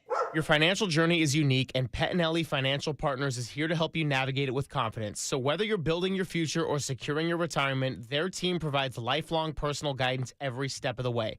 Start planning your financial journey today. Learn more at PettinelliFP.com. The financial consultants at Pettinelli Financial Partners are registered representatives with and securities offered through LPL Financial, member FINRA, SIPC. Investment advice offered through Stratus Wealth Partners, a registered investment advisor. Stratus Wealth Partners and Pettinelli Financial Partners are separate entities from LPL Financial.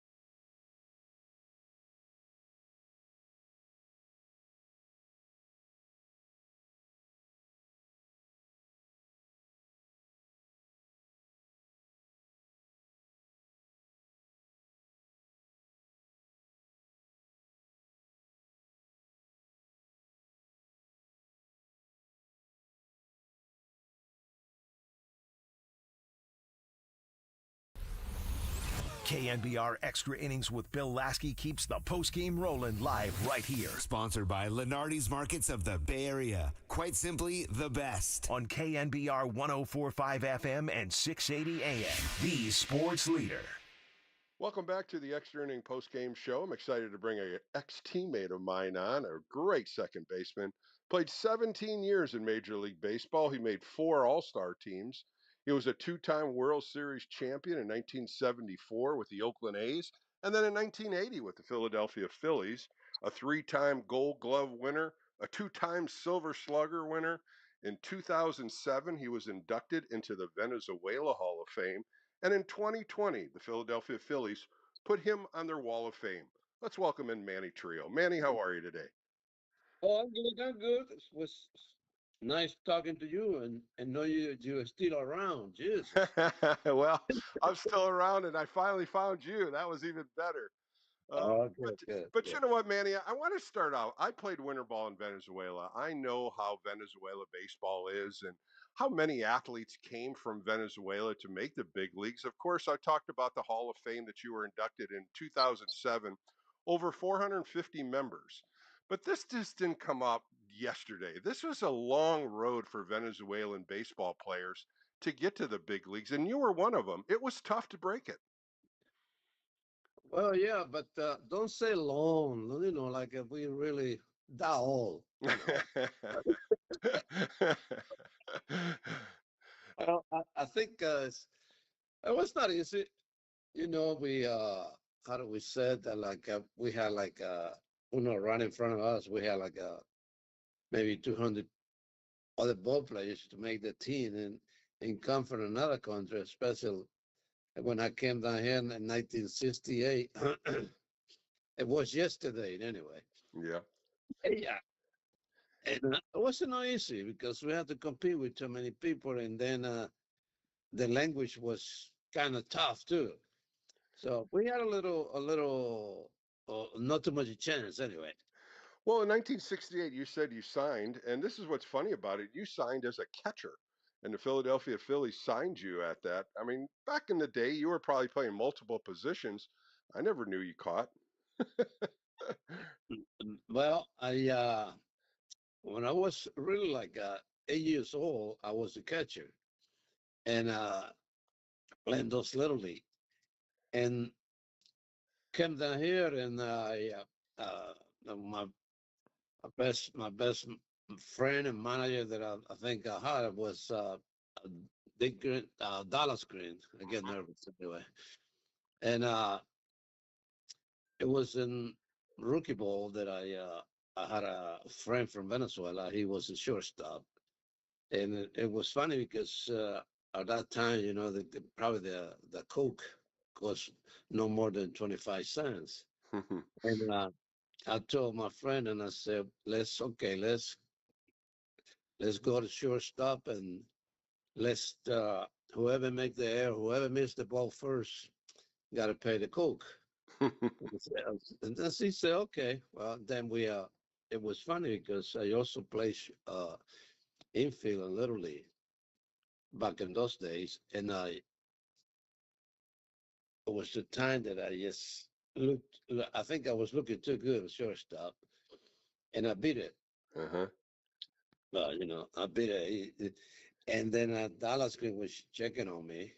He said, "You play shortstop too?" And I said, "Yeah, oh yeah, I play everything." You know, it was the time that I had to say that I play everything. I think back then you had to. This for the opportunities. That voice you hear on the Extra Inning post-game show, my teammate Manny Trillo.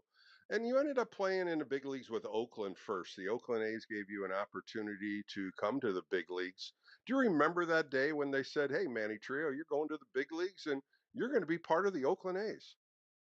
Well, I remember it was in the morning and I was playing AAA, and I was in Salt Lake City. And they called me Ramon Wester. He was a teammate. And he said, Manny, you got to call. You got to go to the big league. And I said, that wasn't me. You know, one of those times that you think that your friend is kidding with you. And I said, nah, Said yeah, and I said no, man, let me sleep. Shit, Christ. So he called back. He called back the manager. I don't remember the manager's name. Jesus. Well, and then the manager called me and said, Manny, what's going on? You have to get up. You gotta go. You gotta go to Oakland. I said, oh my God. Then reality set in, right? Then you're like, man, I am going to the big leagues. I got to get up and get going. How Yeah. was it when you walked in that clubhouse, Manny? Were you excited? Did you know any of the players? Well, yeah, I know that. I know because I was a spring trainer then, and a special. One of my good buddy was Bert Campaneris and Joe Rudy.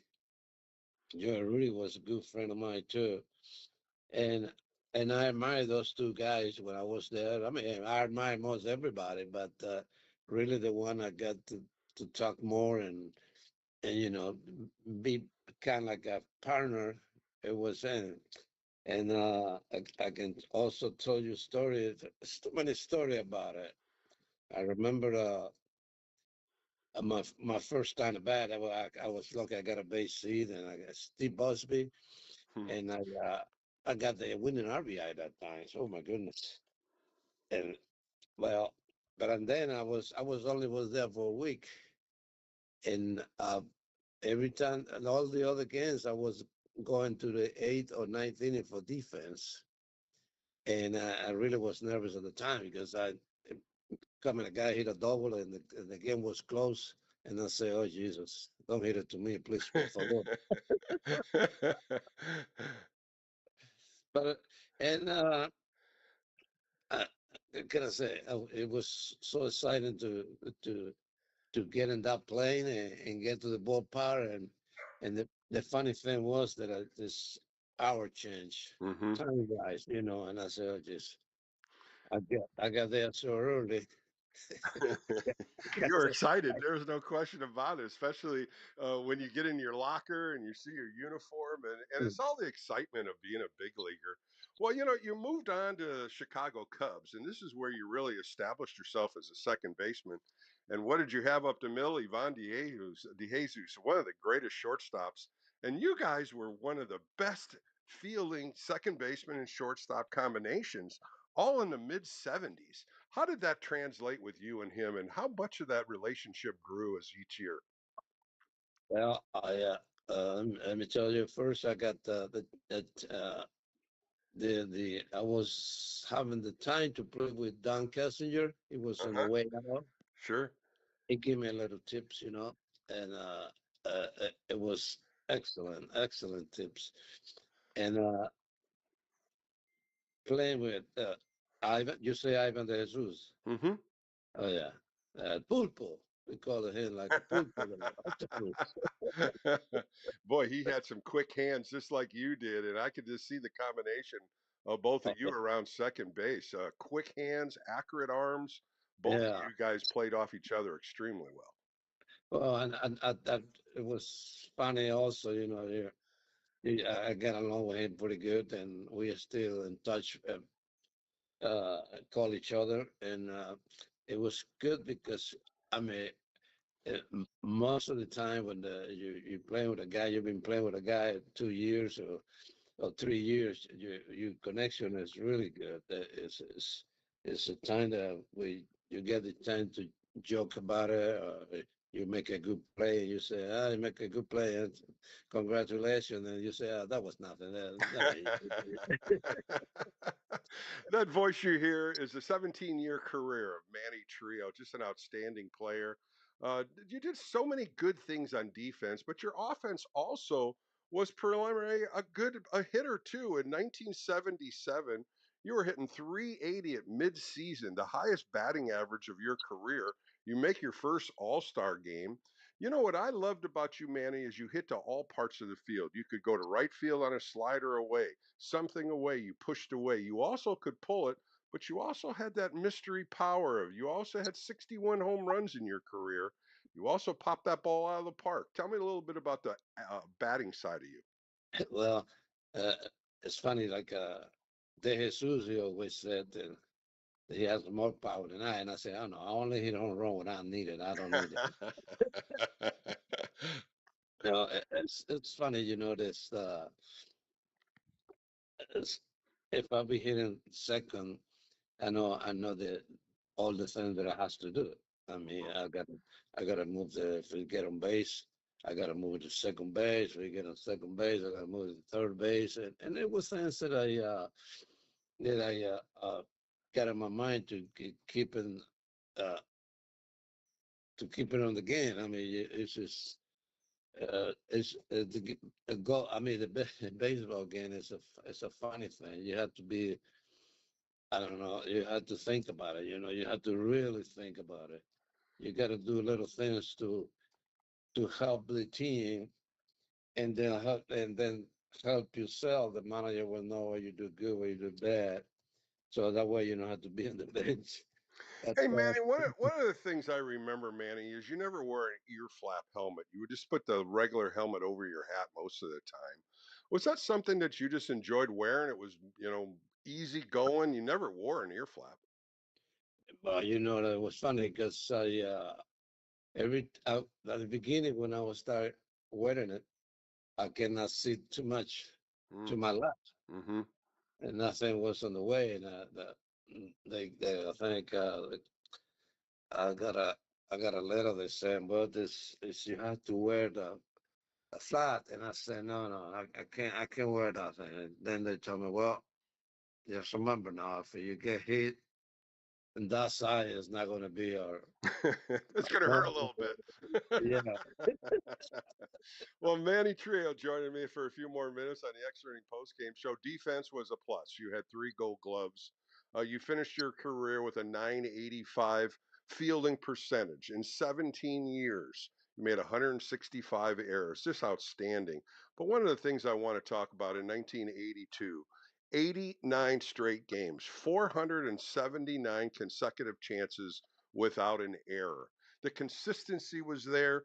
The whip of your arm, sometimes from your hip. You were a hip shooter. But some of the things you did to improve your defense, because it was stellar. Well, I usually went to when especially in Philadelphia when you guys were hitting, the pitchers were hitting, or when the pitchers want to be a good hitters, Mm-hmm. the guys are coming early in practice and hit balls all over. I used to go there and shack for them, and it was the time that I say, well, let's work with these guys. This guy that they're not that. I'm sorry, I'm gonna say they never know where they're gonna hit the ball, and so it gave me a chance to be quicker with it. And I used to have I put two balls, Mm-hmm.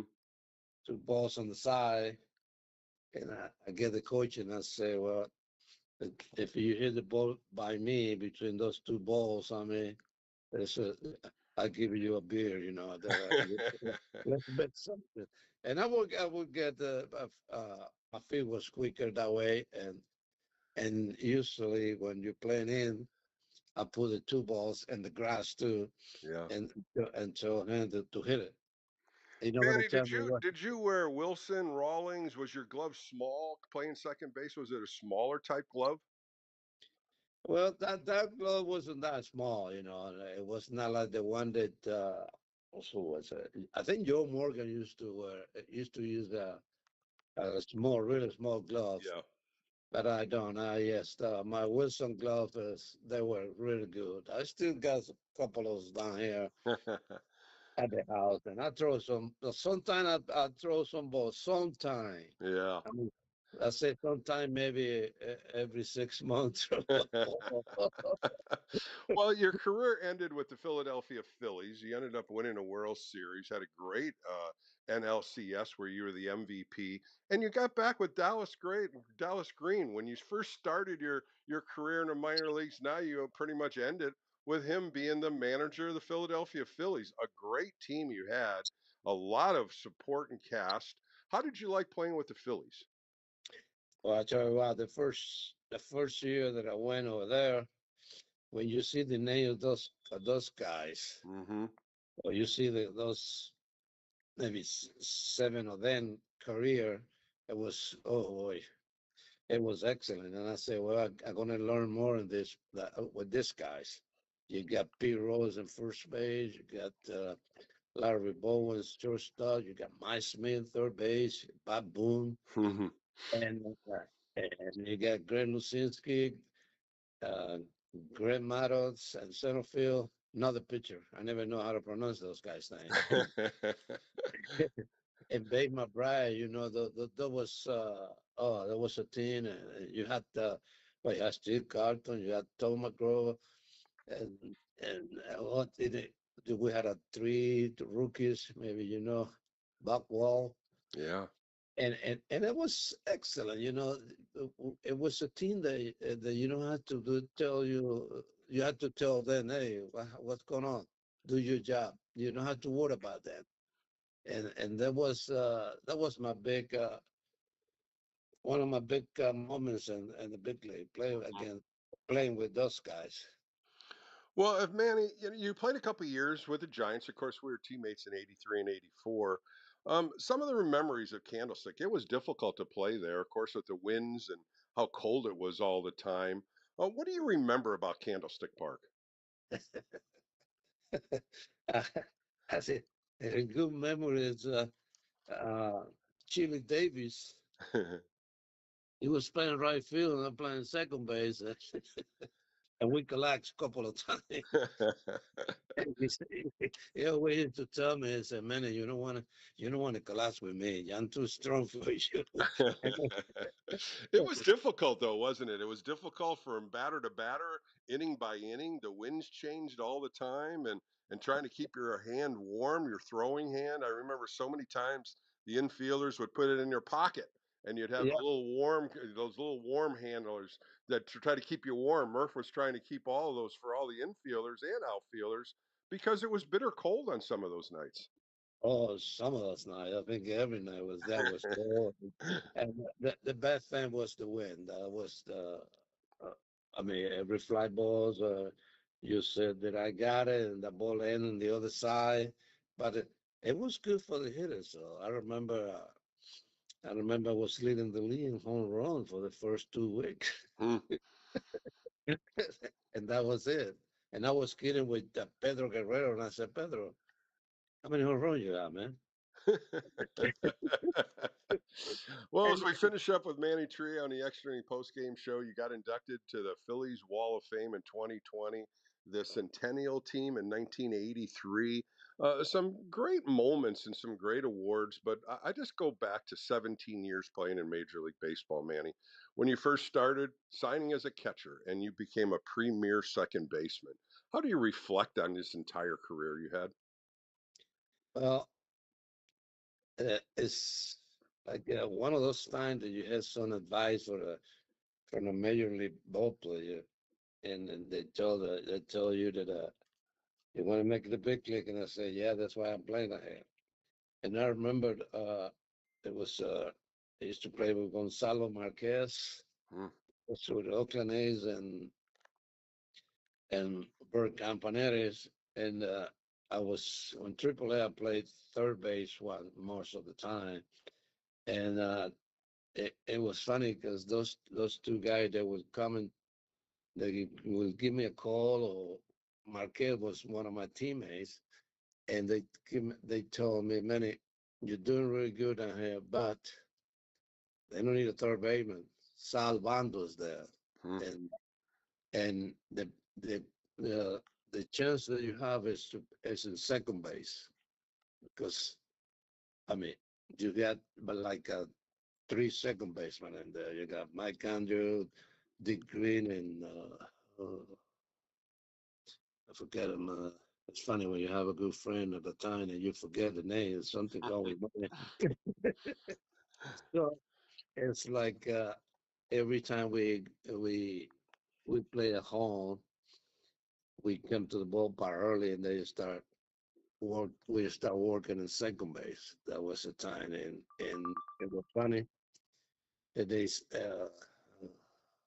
they saw me playing second base or practicing second base at the time, and I had the chance to play a few games, and I did good, really good, and that's why they called me. And I, what can I say? I had my good chance.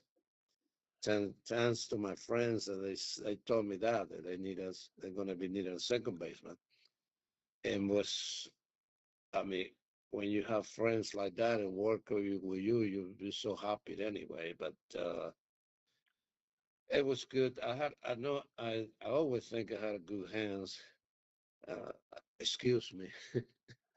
And we work, and give me the chance, and I took advantage of the chance thanks to my friends. Well, you sure did. 17 years, 4 All-Stars, 2 World Series champion. It was a pleasure having you on the same team for a couple of years. We were friends back then. We'll always be friends, but I just want to thank you for your time today, Manny. All right, and I also want to tell you something. You forgot that I was inducted to the Latin American Hall of Fame too. That's even better. We'll end it on that. That was Manny Trillo on the Extra Inning Post-Game Show. More coming up right here on KNBR, the sports leader.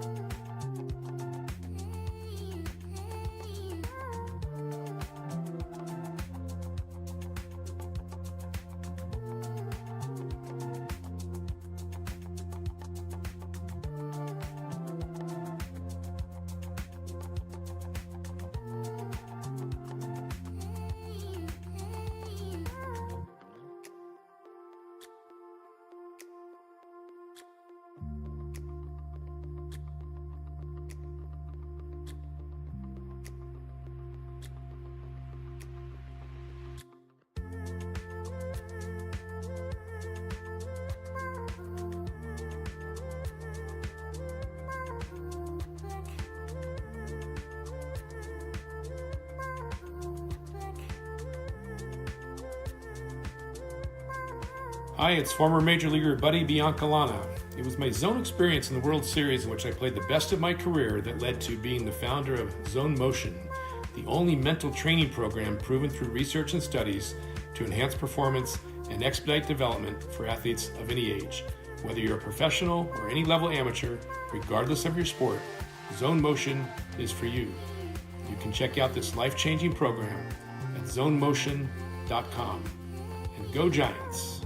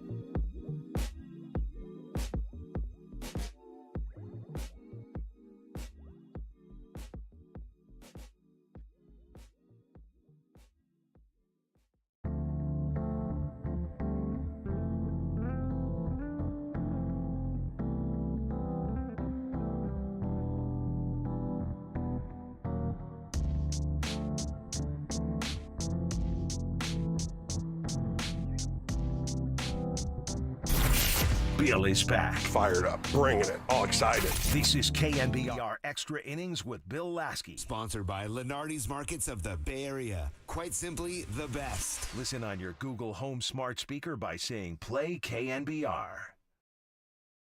Welcome back to the Extra Inning postgame show with Bill Laskey, bringing a guest on I've had on earlier this year.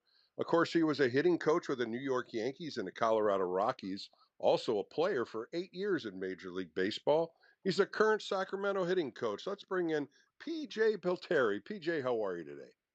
I'm doing good, Bill. How are you? Well, I appreciate you taking some time off. It's All-Star break, and Sacramento Rivercats really came off a great 12 games. You guys won 6 against the Reno Aces, and you split against Salt Lake City.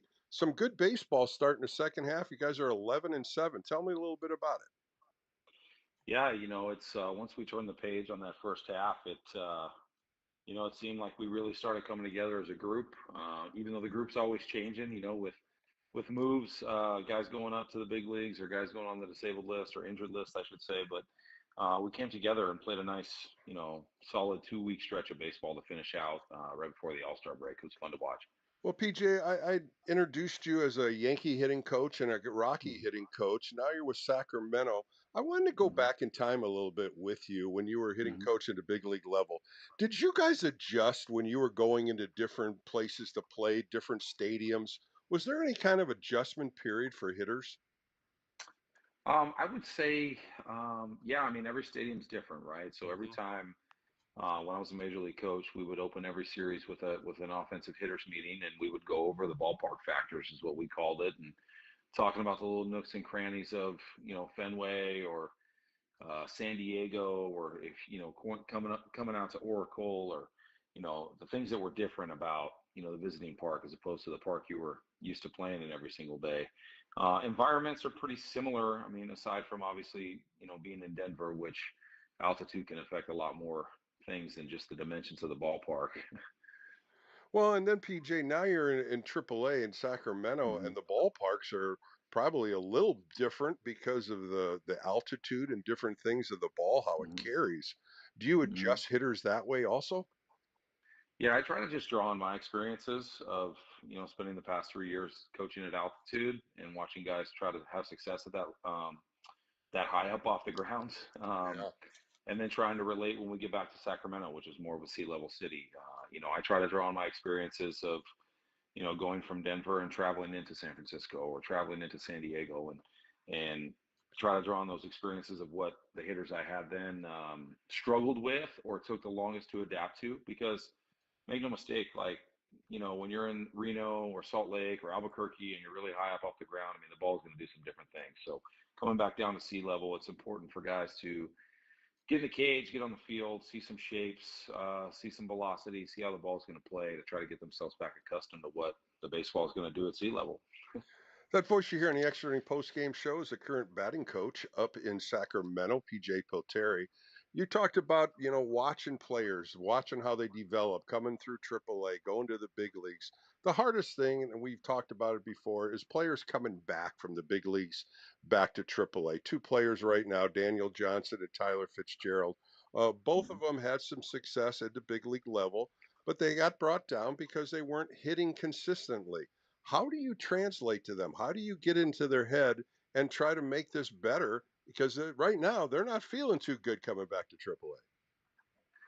Yeah, I mean, obviously it's always a bitter pill to swallow when you get the unfortunate news if you're getting optioned back to AAA, because every player wants to be in the big leagues and having success and have that stability and security of being a major league player. But when you get optioned, the game's telling you something. The game's telling you need to work on something. So I embrace those guys.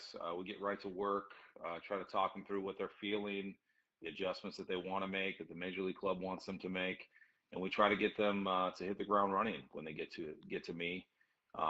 Like with Fitz, for example, we're just trying to get him confident and aggressive, get back to being himself, embracing that athlete that he is, that athletic nature and ability that he has is rare, and we want him to tap into that and just be a confident, athletic hitter that plays the game fearlessly, And with Daniel, I think it's a little bit more about just coming back to get some at bats because, since he's been back, he hasn't skipped a beat since the first time he was in sack. I mean, this guy hits the ball hard 2, 3 times a game. Even his outs are productive outs. They're tough outs. He doesn't give anything away. So I credit both of those guys though. I mean, because it is a very difficult thing to come back to the AAA level from the big leagues, but both of them, their attitudes are remarkable.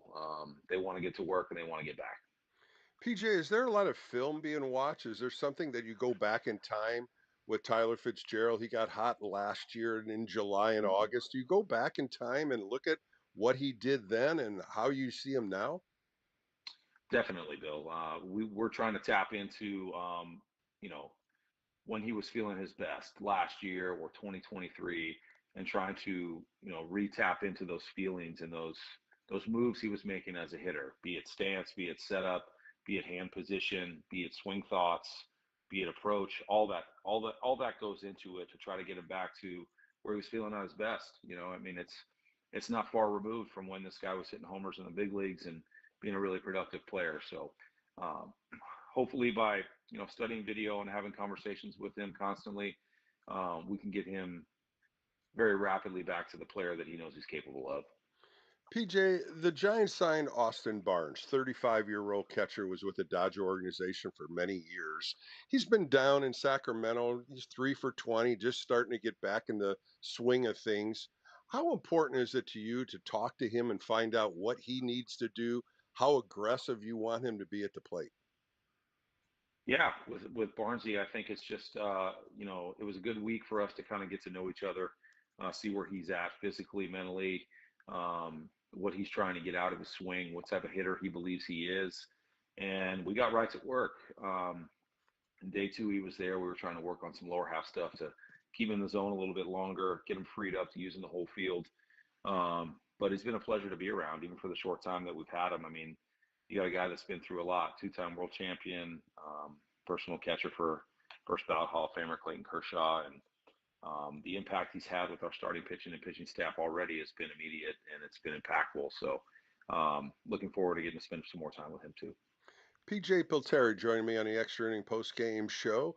Talk about a couple good hitters here, and we haven't talked about Hunter Bishop. Here's a 27-year-old first-round pick in 2019, starting to play it pretty regularly, hitting 252, 6 home runs, 43 RBIs, hitting the ball all over the park. And this is something that he's starting to play a little bit more consistent, and I think the numbers are showing it. Yeah, really happy for Hunter.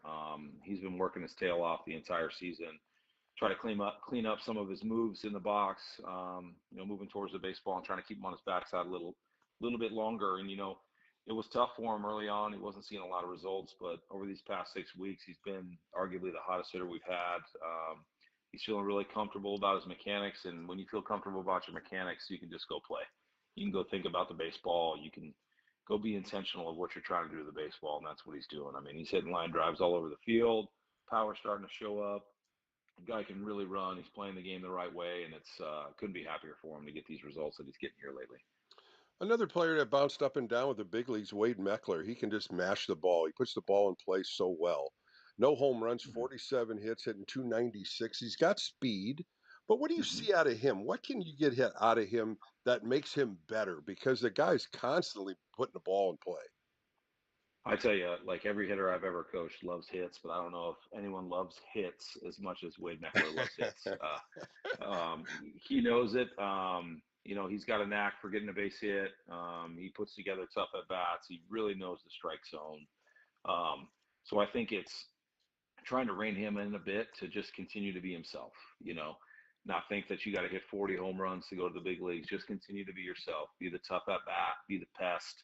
Be a guy that swings at strikes. Be a guy that uses the whole field. Be the guy that bunts when the third baseman's giving it to you. Be the guy that always gets the guy over, always gets a guy in. Just making sure he's consistent in his game, because his game is a contagious game. He's tough. He makes it hard on the opposing pitcher. He makes it hard on the opposing bullpen. He's prepared, and you respect his attitude for that. Well, PJ, I always leave the best for last, and these next two hitters are just mashing a ball. Of course, Marco Luciano's being the first one. 19 home runs, 52 RBIs. really just crushing the ball in Salt Lake City. Of course, a young talented kid, but he's still striking out a lot. But I still think the power numbers are just off the chart. Yeah, Bill, it's the one piece with Lucy that it feels like was missing a little bit was that consistency piece, which is, the ultimate separator between playing in the minor leagues and playing in the big leagues and being productive. Is you got to be consistent, right? In a production industry. So, excuse me, but Lucy here over the last 2.5 weeks. I mean, 2 weeks ago he won Pacific Coast League Player of the Week, had a great week. Uh, Carried it right into Salt Lake and had another good week. So starting to see that consistency come out a little bit more, especially with his power game, has been awesome to watch. Like you said, it's really easy to forget that this guy's still only 23 years old. Mhm. So he's still learning. He's still, he's learning a new position as well, which he's doing tremendous at. He's getting better every single day in left field. But it's been a treat to be around him, to see him really starting to grow these last few weeks, last month or so, because the power's real and it's starting to really show up a lot more frequently. So it's been fun to watch. Well, PJ, best for last. You love this kid, Mhm. Grant McCrae, and he's 24 years old. Talked to you last time about it. You just gave so many accolades, and he's just getting better each time out there. He's got over 100 hits now, 368 at bats. You look at Yeah. 13 home runs, 59 RBIs, 26 stolen bases. You were talking about him bunting a little bit more, trying to put the ball in play. What have you seen out of him last month? Because he's on fire.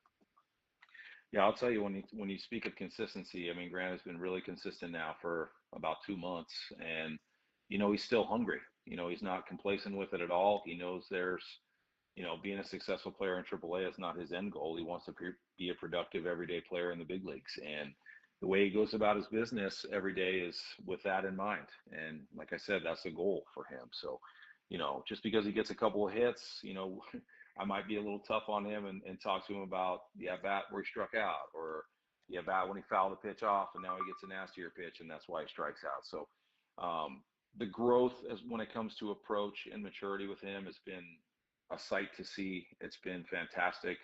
He's a guy that you wake up every day and you get excited to go to work and work with, because his attitude is infectious. He's got leadership qualities. The sky's the limit for him. And don't get me wrong, like he's still got things he's got to work on. Like we're cutting down the miss a little bit this year as opposed to last year. You can see the conscious effort and intent for him to improve and make adjustments faster. And that's really all it is. Like a good major league hitter makes adjustments quick. The best ones make them in one pitch. The good ones make them within the game, and the below average ones, it takes a few days or a week, or they go back to AAA. So my goal for him is to get him to the point where he goes back to the big leagues and he never comes back. Yeah. So, like I said, you hit it on the head. I mean, I could talk about Grant for hours, but he's a guy you love to be around, and we're lucky to have him as a part of the Giants organization.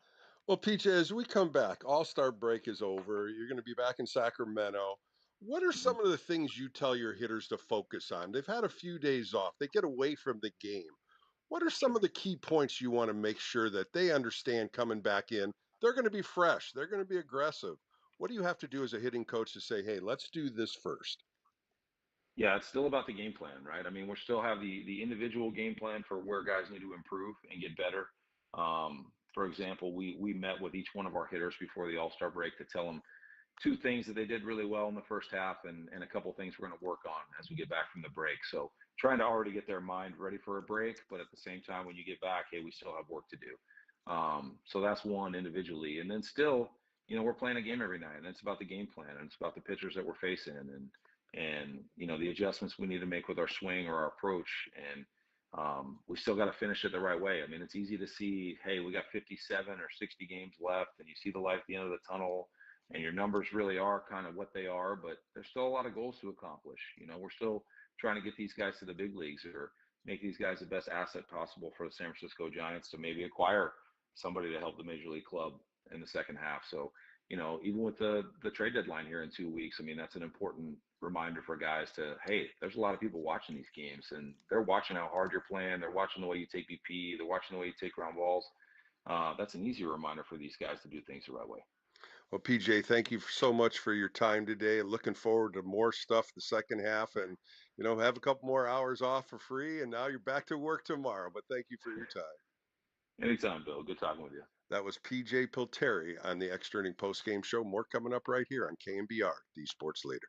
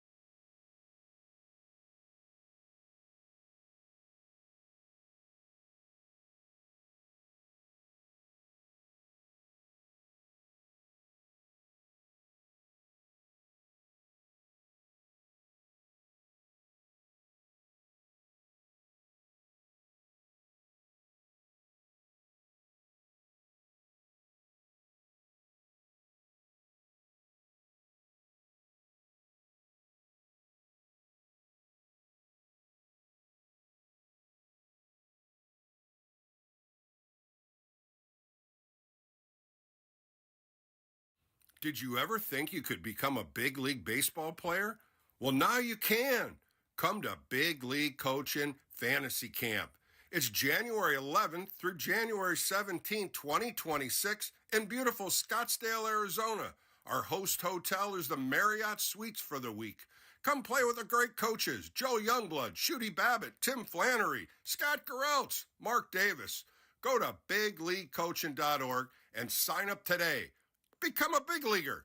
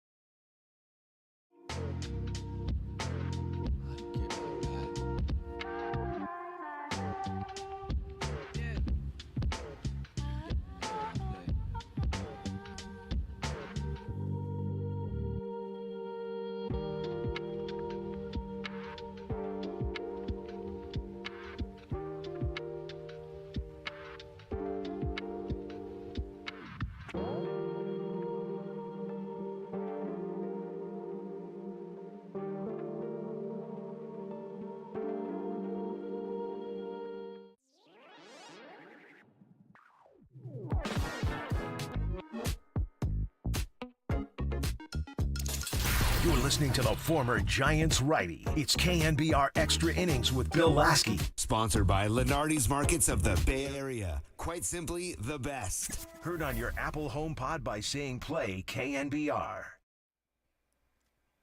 All right, welcome back to the extra inning post-game show. As we close out a Sunday, Giants get swept in Toronto.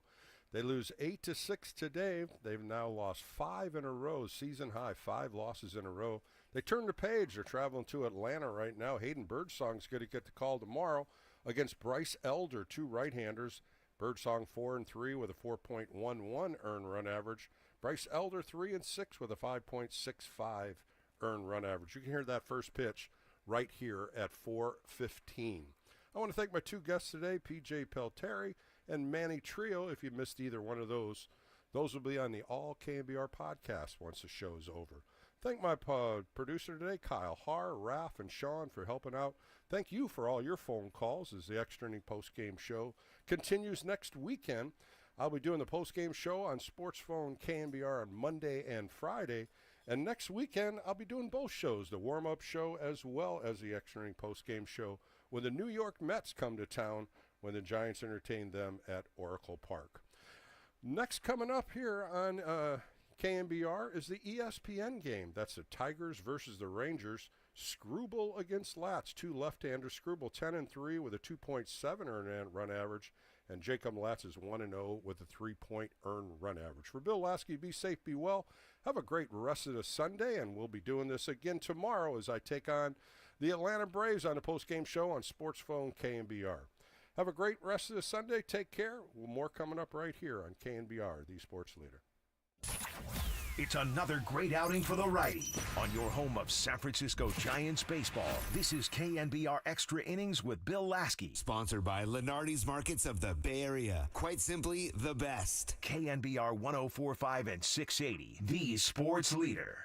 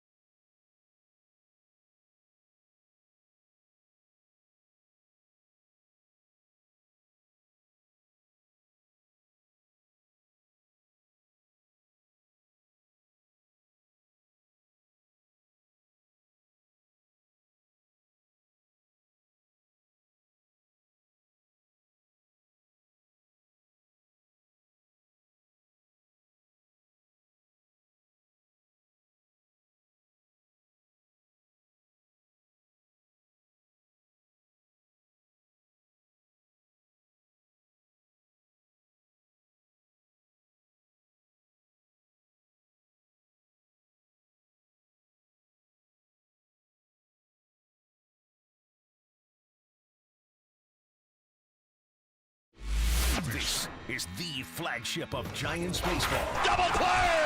KNBR and KNBR FM San Francisco, the sports leader. This three-game series, as they have really limited the Detroit offense, just 1 run and 7 hits in these first 2 games of the series for the Tigers, who, Doug, you go back to last year, and I don't think there's been a more intriguing team in the sport of baseball than the Detroit Tigers. They've won 63% of their games since mid-August last year when they really started to take off. Right now, though, they've hit a little bit of a slump. They've lost 6 in a row, which is the first time in more than 2 years that they've had a losing streak like this. Strangely enough, A.J. Hinch, their manager, says it's coming at a good time. Yeah, I mean, they're trying to get the perspective of, well, you look at the picture and you're like, oh, they have 59 wins, so they have the best record in the American League, and they're certainly up there in the conversation in baseball. So the challenge is more figuring out what their issues are, if any, to going into this trade deadline. And so you get exposed sometimes in these 6-game, these losing streaks, and they're learning about the pieces they may or may not want to add. So that is kind of the silver lining to it. Certainly you don't want to lose these games, but you're seeing a team that came on the scene more about preventing runs, and then they found that they had a really explosive offense at times. They had Javi Baez resurge. They had Riley Green, have an all-star season, and they have one of the best pitchers on the planet in Tarek Skubal. So they're not concerned in the big picture, but they certainly want to get off of this snide right now. We'll see Skubal, the reigning American League Cy Young Award winner, tonight. He's faced the Rangers already this year back in May, limited them to just 2 hits, 1 run, struck out 12 in what was a Detroit win over the Rangers, who, to me, I think are a contrast in both excellence and underperformance. Bruce Bochy, their manager, who's a World Series champion a couple times over, said, if we had just an average year at the plate, we'd be a much better team. Today is the first time the Rangers will take the field over 500 since May 20th. Yeah, I mean, it's strange because that World Series team, I mean, they just bash teams. And you expected their offense to just kind of continue, maybe not at that level, but, at some moderate level where they're able to score a lot of runs, especially at home. It just has not translated well. They've had to lean into pitching. But a lot of times when you get the pitching, whether it's a guy like Eovaldi who's down right now or DeGrom, you start to see that, okay, pitching is going to really be the stabilizer. And now the bats are warming up a little bit. And, Evan Carter getting back in the mix, young players that are part of this larger picture with Seager, Marcus Semien starting to hit. All those things coming together and pitching, they can get that all in one picture, then they can make quite a run. The Texas lineup today will be devoid of left-handed bats, save for Corey Seager because of the dominance of Tarek Skubal, the left-handed starter for the Tigers. Jacob Latz gets the call today in place of Nathan Eovaldi. A late scratch yesterday. He's just shy of qualifying. Eovaldi is for the innings limit. He would be otherwise the major's ERA leader. So we'll see what they get of Jacob Latz, who makes the 4th start of his major league career tonight. Rangers and Tigers in the finale of this 3-game series, Jim, here at Globe Life Field in Arlington, Texas. All right, Mike, thanks, and we look forward to it. Let's take you around the bigs on this Sunday. News, notes, and scores.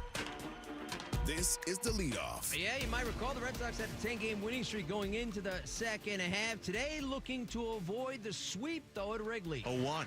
Braves swings and hammers one. Right field. Tucker goes back. It is gone. The Red Sox lead in the 7th. 2-1 at Wrigley. A bleacher ball from Willier.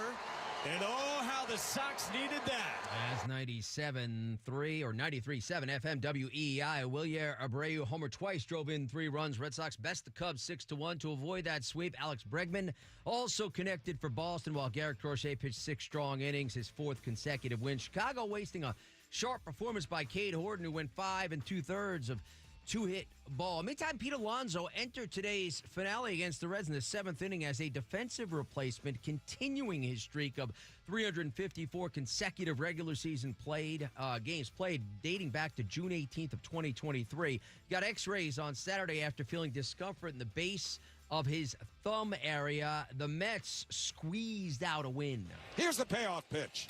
Swinging a hard hit grounder to second, runner coming to the plate. McLean's throw, Soto slides. He's safe with a go-ahead run.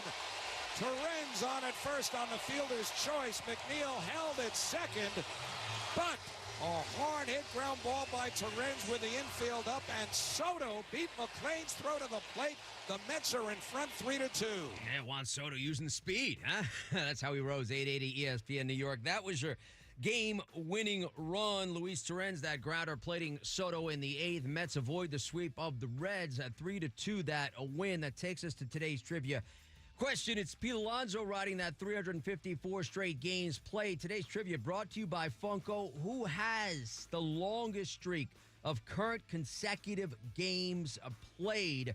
Score a home run with baseball fans of all ages with the official MLB gifts and personalized pop collectibles. Shop now at Funko.com. The answer coming up later on. I'll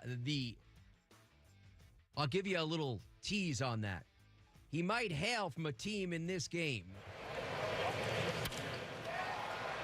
Left center field on the run is Harris. He's not going to get there, and it gets past him and goes to the wall. Here comes Judge rounding third. He's coming home. The throw not in time. It's an RBI double for Jazz Chisholm Jr. And the Yankees lead 4-1. Michael K. Yes Network. And if you were watching that video, Aaron Judge was picking him up and putting him down, showing some speed like Juan Soto around the bases. He also hit his 36th home run of the season, tying Alex Rodriguez for 6th place in Yankees history, and scored on that Chisholm 2-sacker in the 7th. Yankees get a 4-2 win over the Braves, taking 2 of 3 in that series. That solo home run in the first inning, 351st of his career with the Yankees, matching A-Rod right behind Babe Ruth, Mickey Mantle, and Lou Gehrig, Joe DiMaggio, and Yogi Berra. Those are some all-time greats that Judge is just skyrocketing past as we speak right in front of our eyes. The team the Yankees are about to play and are looking up at. 1-1. Swing and a bouncing ball through the left side, base hit left field. Springer around third. Ramos comes up, thrown to the plate. It's cut off as Springer dives across the plate. 8-6 Blue Jays in the bottom of the 6th inning. Another run driven in today by Vladimir Guerrero Jr. Sportsnet 590, The Fan. The Blue Jays have won 10 straight. Vlad Jr. getting in on the fun. Addison Barger, a 2-run home run as they best the Giants 8-6, finish off that 3-game sweep. And again, match a franchise record with 10 straight W's for Toronto. First pitch, Xander swings, sends it in the air to left field and deep. Lyle is back on the warning track. Yes, at sir. the wall, gonna go! Grand slam, Xander Bogaerts. Second slam of the season for the Padres. They have both come this weekend, and with nobody out in the top of the first inning, the Padres lead it 4-0. Indeed, they did. Xander Bogaerts' grand slam, 8th of his career. Elias Diaz also went deep. Padres rout the Nationals 8-1. Mackenzie Gore, 5 earned runs allowed in that first inning, matches the most he's allowed in a start all season long. The Nats have lost 10 of 12, going 2-7 under interim skipper Miguel Cairo. More baseball highlights later in the show, but let's bring in Baseball Tonight analyst and host of the Baseball Tonight podcast, Buster Olney. And Buster, I'm curious your take on this. The trade deadline is coming at month's end. There seems to be more demand versus supply, especially quality supply, with regards to overspending. How much should teams show restraint in giving up top prospects with the cautionary tales of Pete Crow-Armstrong and Kyle Stowers becoming stars this season? That's exactly right, and which is why a lot of times when we had these conversations about the trade deadline, general managers will tell you off the record, we're not trading that particular prospect. They might be willing to talk about other guys, but generally speaking, in my time covering baseball, teams have gotten much more conservative about trading high-end prospects, which is why Pete Crow-Armstrong's trade to the Cubs was such a big deal at the time. The Mets were trying to win. Javier Baez was, certainly a star. They make the move, and guess what? There's no question if you're sitting in the Mets front office, you're regretting making that move. No doubt. So I think there will be teams that will be aggressive at the trade deadline, but not like they used to be. The trade season is just very different in terms of what teams are willing to give up. Okay, along those lines, Major League Baseball's best teams, Buster, have gone through rough patches. Dodgers, Tigers currently, both New York's teams, Philadelphia. What does that tell you about parity and perhaps about a team's willingness to perhaps pay a premium at the deadline because they feel they got a shot against these teams? And you know what? For some of the teams, this might be their best shot. Let's talk about the Detroit Tigers for a second, the team we have on tonight. They've got, they've had the best record in the American League for so much of this year. They've got the best pitcher on the planet, Tarek Skubal, absolutely dominant. In some respects, now's the time, right? So if you're the Tigers and you're looking for bullpen help, and the prices are high for guys like Ryan Helsley of the Cardinals, if in fact he becomes available, then maybe you make that push. If you're the Dodgers, I think you're probably not going to be as aggressive because you know so many of your guys are going to be coming off the injured list at some point, Blake Snell, et cetera. The Yankees, I think, absolutely will be aggressive because they played in the World Series last year. Aaron Judge is right in his prime. I think they'll make moves. I think you're 100% right in that team context is so important where the team is in their evolution. The Dodgers, obviously one of those teams vying for a World Series. Shohei Ohtani will pitch 3 innings tomorrow. That's scheduled. He comes off a 3-inning outing. We're creeping closer and closer to the postseason. What's the Dodgers' plan with regards to getting him ready to pitch in a big game down the stretch or in the postseason with regards to innings? What seems like the slowest ramp-up we've ever seen for a pitcher. And you know what? Maybe it's because the guy is the most unique baseball player we've ever seen in that he's a legitimate two-way player. He's a great pitcher, and he's a great hitter. And the Dodgers want to make sure that he's ready for the postseason, but they're not pushing it. And as I've told you before, Shohei is basically dictating his schedule. And I remember at the time when he was throwing just bullpens, I had someone in the Dodgers organization that I was speaking with, and I said to him, look, if at the end of the year you guys got 60 innings in the regular season out of him, and the person cut me off and said, we'd be thrilled. Like, they're not looking to have him throwing, 7 scoreless by the middle of August. They're just hoping that he's going to be in a position to make an impact down the stretch and into October, and it looks like he's going to be able to do that. All right, so the Dodgers are the team that, everybody kind of points to in the National League. The Red Sox today avoided a sweep at Wrigley Field. When you look at the Cubs, as they currently are, where is your level of confidence that this is the best team the National League has to offer? I think because of the absolute breadth of skills that they carry. They are arguably one of the best defensive teams in baseball. Dansby Swanson, Pete Crow Armstrong, that great Nico Horner, up-the-middle defense. They are baseball's best base-running team. A lot of guys very adept at going first to third, first to home. They hit for power. They make contact. It's a really versatile offense. To some degree, they remind me of those late 2010 Houston Astros teams where they could do a lot of different things really well. The one difference was the Cubs don't have necessarily the sort of dominant frontline starting pitching that those Astros teams did, which is what I think they'll focus on before the trade deadline. You drop an ace on that team, someone like a Joe Ryan or a Zach Gallen or a Merrill Kelly, man, the Cubs would be really dangerous going into the postseason. Yeah, no doubt, because they could score some runs. In that other dugout, though, I'm curious. The Red Sox, they had that 10-game winning streak going into Wrigley. They avoided the sweep, so that's 11 of 13 for Boston. How do you see that AL East shaking out? Completely wide open. Yeah. Right? The Blue Jays are a good team, and I think the Rays are a good team. I think the Yankees are a good team. Maybe not a great team right now. And the Red Sox are a good team. Any one of these 4 teams, I think, could take control of this division. The Blue Jays are certainly catching our attention with how they're performing, and maybe after giving Vladimir Guerrero Jr. The contract they did, $500 million, they can be expected to be aggressive at the trade deadline. What I've heard from other teams about the Boston Red Sox is they've gone from being a soft sell. It looked like when they were struggling, like they weren't going to be a team that was going to buy, but maybe just make a couple of trades of guys like Aroldis Chapman. They've gone from doing that to now being a hard buy. And I think the priority for them is to get a right-handed hitting first baseman. That's what winning does for you, right? And more from Buster Olney on storylines around the Tigers and Rangers later in the show. Coming up next on Baseball Tonight, Carl Ravitch joins us with insight on Tarek Skubal's greatness. Speaking of, we'll size up AL MVP Judge versus Raleigh. You're listening to Sunday Night Baseball on ESPN Radio and the ESPN app.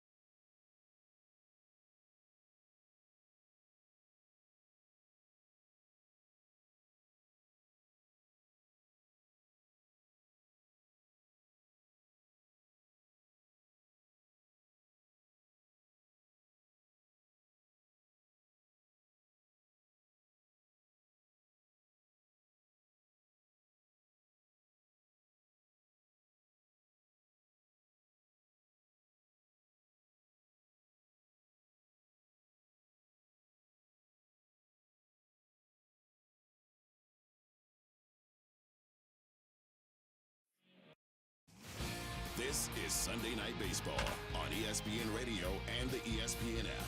4-0 Rangers, top of the ninth inning. Last chance for the Tigers. Riley Green leads it off, swings at the first pitch, sends it in the air to right. Adolis Garcia drifting back at the track, at the wall, and it's gone! Touch of all time, Riley Green, number 25 on the year for Riley. The Tigers are on the board here in the ninth inning. It's a 4-1 game. Yeah, he's homered in 3 of his last 4 games. Riley Green, 5th in Major League Baseball, 79 runs knocked in. Most by a Tiger in the team's first 100 games since Miguel Cabrera in 2014. His teammate Tarek Skubal, the first reigning AL Cy Young winner to start the All-Star game since Max Scherzer in 2018. Skubal, 28-7, 800 win percentage since the start of last season. Lefties have 1 extra base hit and 89 at-bats against them this year. That's a double by Kyle Tucker. And that's Inside the Numbers, brought to you by My Computer Career, training for a better life. The story, Tarek Skubal. He came out firing. He got the first 13 in a row. The 2-2. Swing and a miss. Struck him out, and he strikes out the side. If he chases off-speed stuff, you're dead. And you can sit on fastball, and he throws it 98 up, and you're dead. Balls, 2 strikes. Here it comes. In there, got him looking. And Skubal matches a career high with 13 strikeouts. Tarek Skubal, spectacular here tonight. Yeah, I think he's the best pitcher on the planet. Yes, so many reasons why, right? That was his last start, by the way, on Sunday Night Baseball. Similar start against the Rangers last time out, May 9th, 7 innings, 2 hits, 12 strikeouts. He's 10-1 with a .188 ERA in his past 17 starts. Best whip in Major League Baseball at 0.83. I can go on and on. Let's bring in Carl Rivers, who will be on the call for Sunday Night Baseball with Eduardo Perez and David Cohn here on ESPN. And Carl, last time Skubal got the ball Sunday Night Baseball, 13 Ks, 7 one-hit frames. When you watch him pitch, what comes to mind? I'd say sort of brute strength. I mean, he's the perfect combination of I'm here to just bull you, and then at the same time I'm going to throw change-ups to righties that you can't hit. So he's very efficient. I think he goes out there knowing he's better than the guy that's in the batter's box, and he just overwhelms him. He overpowers them. That's what stands out to me about Tarek. Tigers, despite the 6-game slide, still have the American League's best record, a comfy AL Central lead. How much did last year's playoff run push this team to where they are today? I think it helped a lot. I mean, A.J. Hinch told us a really good story. Last year at the trade deadline, they obviously were sellers. They weren't buyers. Yep. So A.J. looked around the room, and he challenged the team. He said, how many of you guys in this room have ever won as Detroit Tigers? And Javier Baez had won with the Chicago Cubs, and there's others who've had success in the postseason, but none with the Tigers. So nobody raised their hand, and he said, yeah, I'm kind of tired of it. So here's what we're going to do. We're either going to play the rest of the season like it's instructional league, and I'll get you guys at bats, and we'll just, we'll play to develop, or we're going to play the rest of the season like it's a Game 7. Every game is a Game 7. They all wanted to follow the every game's a Game 7. He managed that way, of course, with the way he handled his bullpen and the chaos and all that stuff. And, lo and behold, they sold and they ended up winning and getting to the postseason. So I think in a lot of ways it allowed the guys in the room, and it hasn't changed dramatically. Clearly there's been a few additions and especially some veteran players. But I think the mentality was set then to play every game like we got to win it. There's some perspective now because they did get to the postseason when they were sellers. They'll look to buy, but I think in a lot of ways it served as a foundation for what the team is doing this season. Yeah, interesting. The Rangers, odd. We're accustomed to them led by their offense. It's flipped. The Arms have led the way this year for Texas. They're over 500, just 2.5 games out of an AL wild card. So with the trade deadline near, how would you proceed if you were in that Texas front office regarding deals? Well, Chris Young is as competitive as a guy as there is. When he pitched, he, was that way on the mound. He is a smart guy. They just won a World Series a few years ago. The names are the same. There's no reason to think that the Seagers and Semyons can't carry a team, and you get Adolis Garcia going and Wyatt Langford. It's been confounding and confusing. Of course, they hired Brett Boone in early May. he kind of looked around and basically told everybody, let's put the tablets down, let's put away the iPads, let's actually watch what the opposing pitcher is doing to get us out. Let's communicate, let's talk. That's what good clubhouses and good benches do. And there's been an uptick. There's no question that the offense has been a little better. The bat-to-ball skills are better. They're not swinging and missing. They're not chasing as much. It's not an easy phone call, as A.J. Hinch told us, too, to somebody like the Texas Rangers, somebody like the Atlanta Braves, who are further back, and say, are you interested in selling? And they'd be like, why don't we just hang up on you? You know, in our case, we're 2 games out of a wild card, or it's right there. So I don't think that's a call they're entertaining now, and they've gotten off to a really good start, obviously, with the 2 wins over Detroit. Interesting dynamic around the bigs. Baseball's best teams, Carl, have certainly had their struggles. Dodgers and Tigers going through it right now. Yep. You could point to injuries being prevalent around the bigs. Perhaps you can point to parity. But for you, what's at the core of even the top teams in the bigs going through some tough times this season? Well, I did. I wrote that down, too. When we came out of the break, it was the Yankees, it was the Tigers, it was the Astros, it was the Dodgers, it Mets, was a red-hot Red Sox team. They all lost their first 2 games out of the break. Look, I think there's something to the break and trying to find your footing. I think a lot of it has to do with pitching matchups. I think some of it has to do with the road. I mean, the Red Sox were in Chicago dealing with the Cubs. I'm not making excuses. I think the other thing that Hinch told us, which I think is really relevant, one of the Astro teams he was on a lot of really good ones. I think he might have said the 2019 team was maybe the best team talent-wise he'd ever seen, and they had 3 6-game losing streaks during the season. Yeah. And if it wasn't 19, it was 17. But it was one of those years, and his point is, you know, this happens to every team. All the good teams go through it. If it happened at the beginning of the year when it did with the Braves, it got magnified. If it happens right after the All-Star break, it gets magnified a little bit. I don't think somebody who's as seasoned as both Bruce Bochy is and A.J. Hinch is, they're going to make much of a losing streak like this. Both of these teams are very much in playoff races, obviously. That's what makes baseball so great. It's such a forgiving sport, if you will. Now, you have some interesting perspective from your partner, Eduardo Perez, as well as Tim Kirkshin on AL MVP. They're on opposite ends of the fence with regards to Judge and Raleigh. Where are you on that conversation? Yeah, I'm probably leaning into Judge still, but I can understand the Raleigh argument. I sure do. I think in a lot of ways, when somebody's as dominant as Judge, and I think anybody that's naive enough to put Aaron Judge and Ohtani on the same plateau as everyone else is making a mistake. Like, those 2 guys are just different. Raleigh's having an unbelievable season, and I understand giving the credit to the catcher, and I could still be convinced over the second half that Raleigh would edge out Judge. But I think we try to find reasons not to vote for the guy who becomes the obvious choice. You know, Michael Jordan could have won the MVP. Mike Trout could have won the MVP every year when he was in his prime. And we find reasons to not vote for him. Raleigh is making a wonderfully compelling case. And like I said, today I'd vote for Judge. I can be convinced if it continues to give Seattle and Cal Raleigh and the catcher an edge over Judge. But right now I'd lean into Judge. Well said. He's going to be on the call for Sunday Night Baseball with Eduardo Perez and David Cohn. It's Carl Ravitch. Carl, we always appreciate the insight. My pleasure. And speaking of the aforementioned Aaron Judge. High drive, right center field. There it goes. See ya. A home run for Judge. His 36th of the year. It's 1-0 Yanks. As Michael K. Yes Network, Judge got things off to a good start with the Yankees with his 36th home run today in Atlanta. 13th first-inning home run this season. No other player has more than 9 such long balls.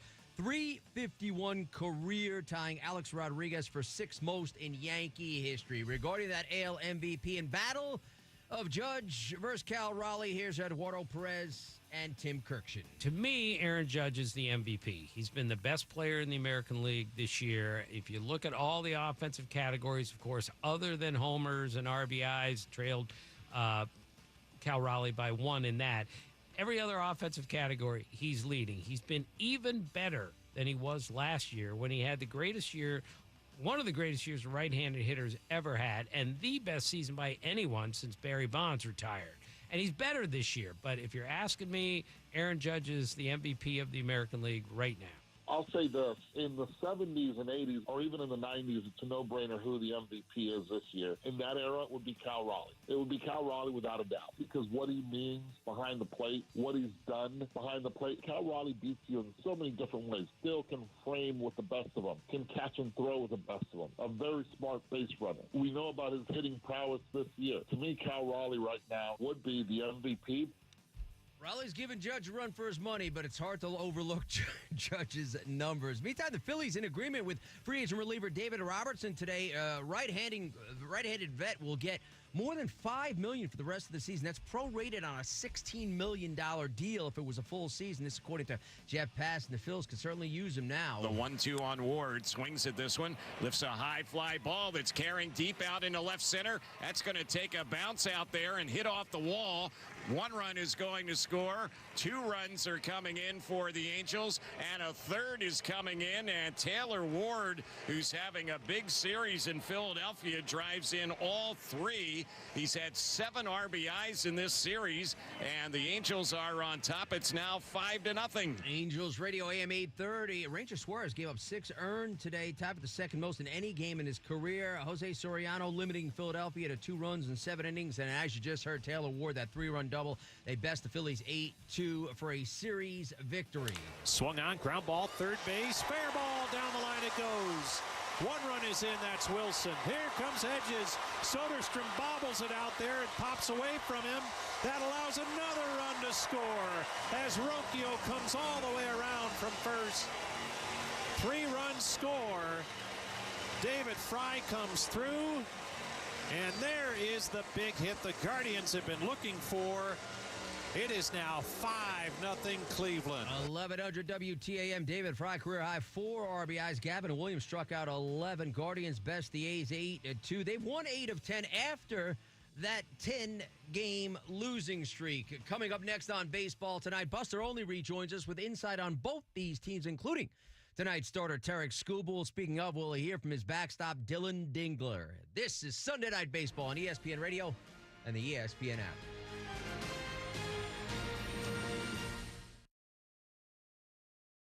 This is the story of the one. As a safety manager at a manufacturing plant, he does everything he can to keep his coworkers safe. From finding ways to reduce risks to keeping safety supplies in stock. And for that, he relies on Grainger. Grainger offers a broad range of quality products and next-day delivery, so he can always play it safe. Call 1-800-GRAINGER, click Grainger.com, or just stop by. Grainger, for the ones who get it done. Hi, Zoe Saldana. Welcome to T-Mobile. Here's your new iPhone 16 Pro on us. Thanks. And here's my old phone to trade in. You don't need a trade-in. When you switch to T-Mobile, we'll give you a new iPhone 16 Pro. Plus, we'll help you pay off your old phone up to $800, and you still get to keep it. There's always a trade-in. Not right now at T-Mobile. I feel like I have to give you something in return for karma. That's okay. I don't really have much in my purse. Oh, let's see.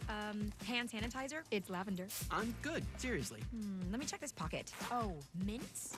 Really, I'm fine. Oh, I have raisins. I'm a mom. Wait 1 sec. I've got cupcakes in the car. It's our best iPhone offer ever. Switch to T-Mobile. Get a new iPhone 16 Pro with Apple Intelligence on us. No trade-in needed. We'll even pay off your phone up to $800. With 24 monthly bill credits, new line $100 plus a month on experience beyond finance agreement $999.99 and qualifying ported. For well qualified plus tax and $10 connection charge. Pay off via virtual prepaid card. Allow 15 days. Credits end and balance due if you pay off early or cancel. See T-Mobile.com. Baseball's #1 digital destination is the MLB app. And this app's got game. Like game highlights, live games, fantasy games, and more. The gem of the game. This is baseball your way. With stats, scores, breaking news, and daily custom content that hits every time. A monster shot! Because here, you choose the teams and pick the players you want to follow. All year long. So when they catch it on the field, what a catch! You catch it on the MLB app. Download today. Major League Baseball trademarks used with permission. Shop the Sherwin-Williams July Summer Sale and get 30% off paints and stains July 18th through the 28th. With prices starting at $34.29, it's the perfect time to transform your space with color. Whether you're looking to revamp your interior or exterior, we have you covered with bold hues, soothing neutrals, and everything in between. Visit your neighborhood Sherwin-Williams store or shop the sale online. Delivery available on qualifying orders. Retail sales only. Some exclusions apply. See store for details. Get in the zone, AutoZone. Brad's day is off to a slow start. So he heads to AutoZone, where batteries are as low as $89.99.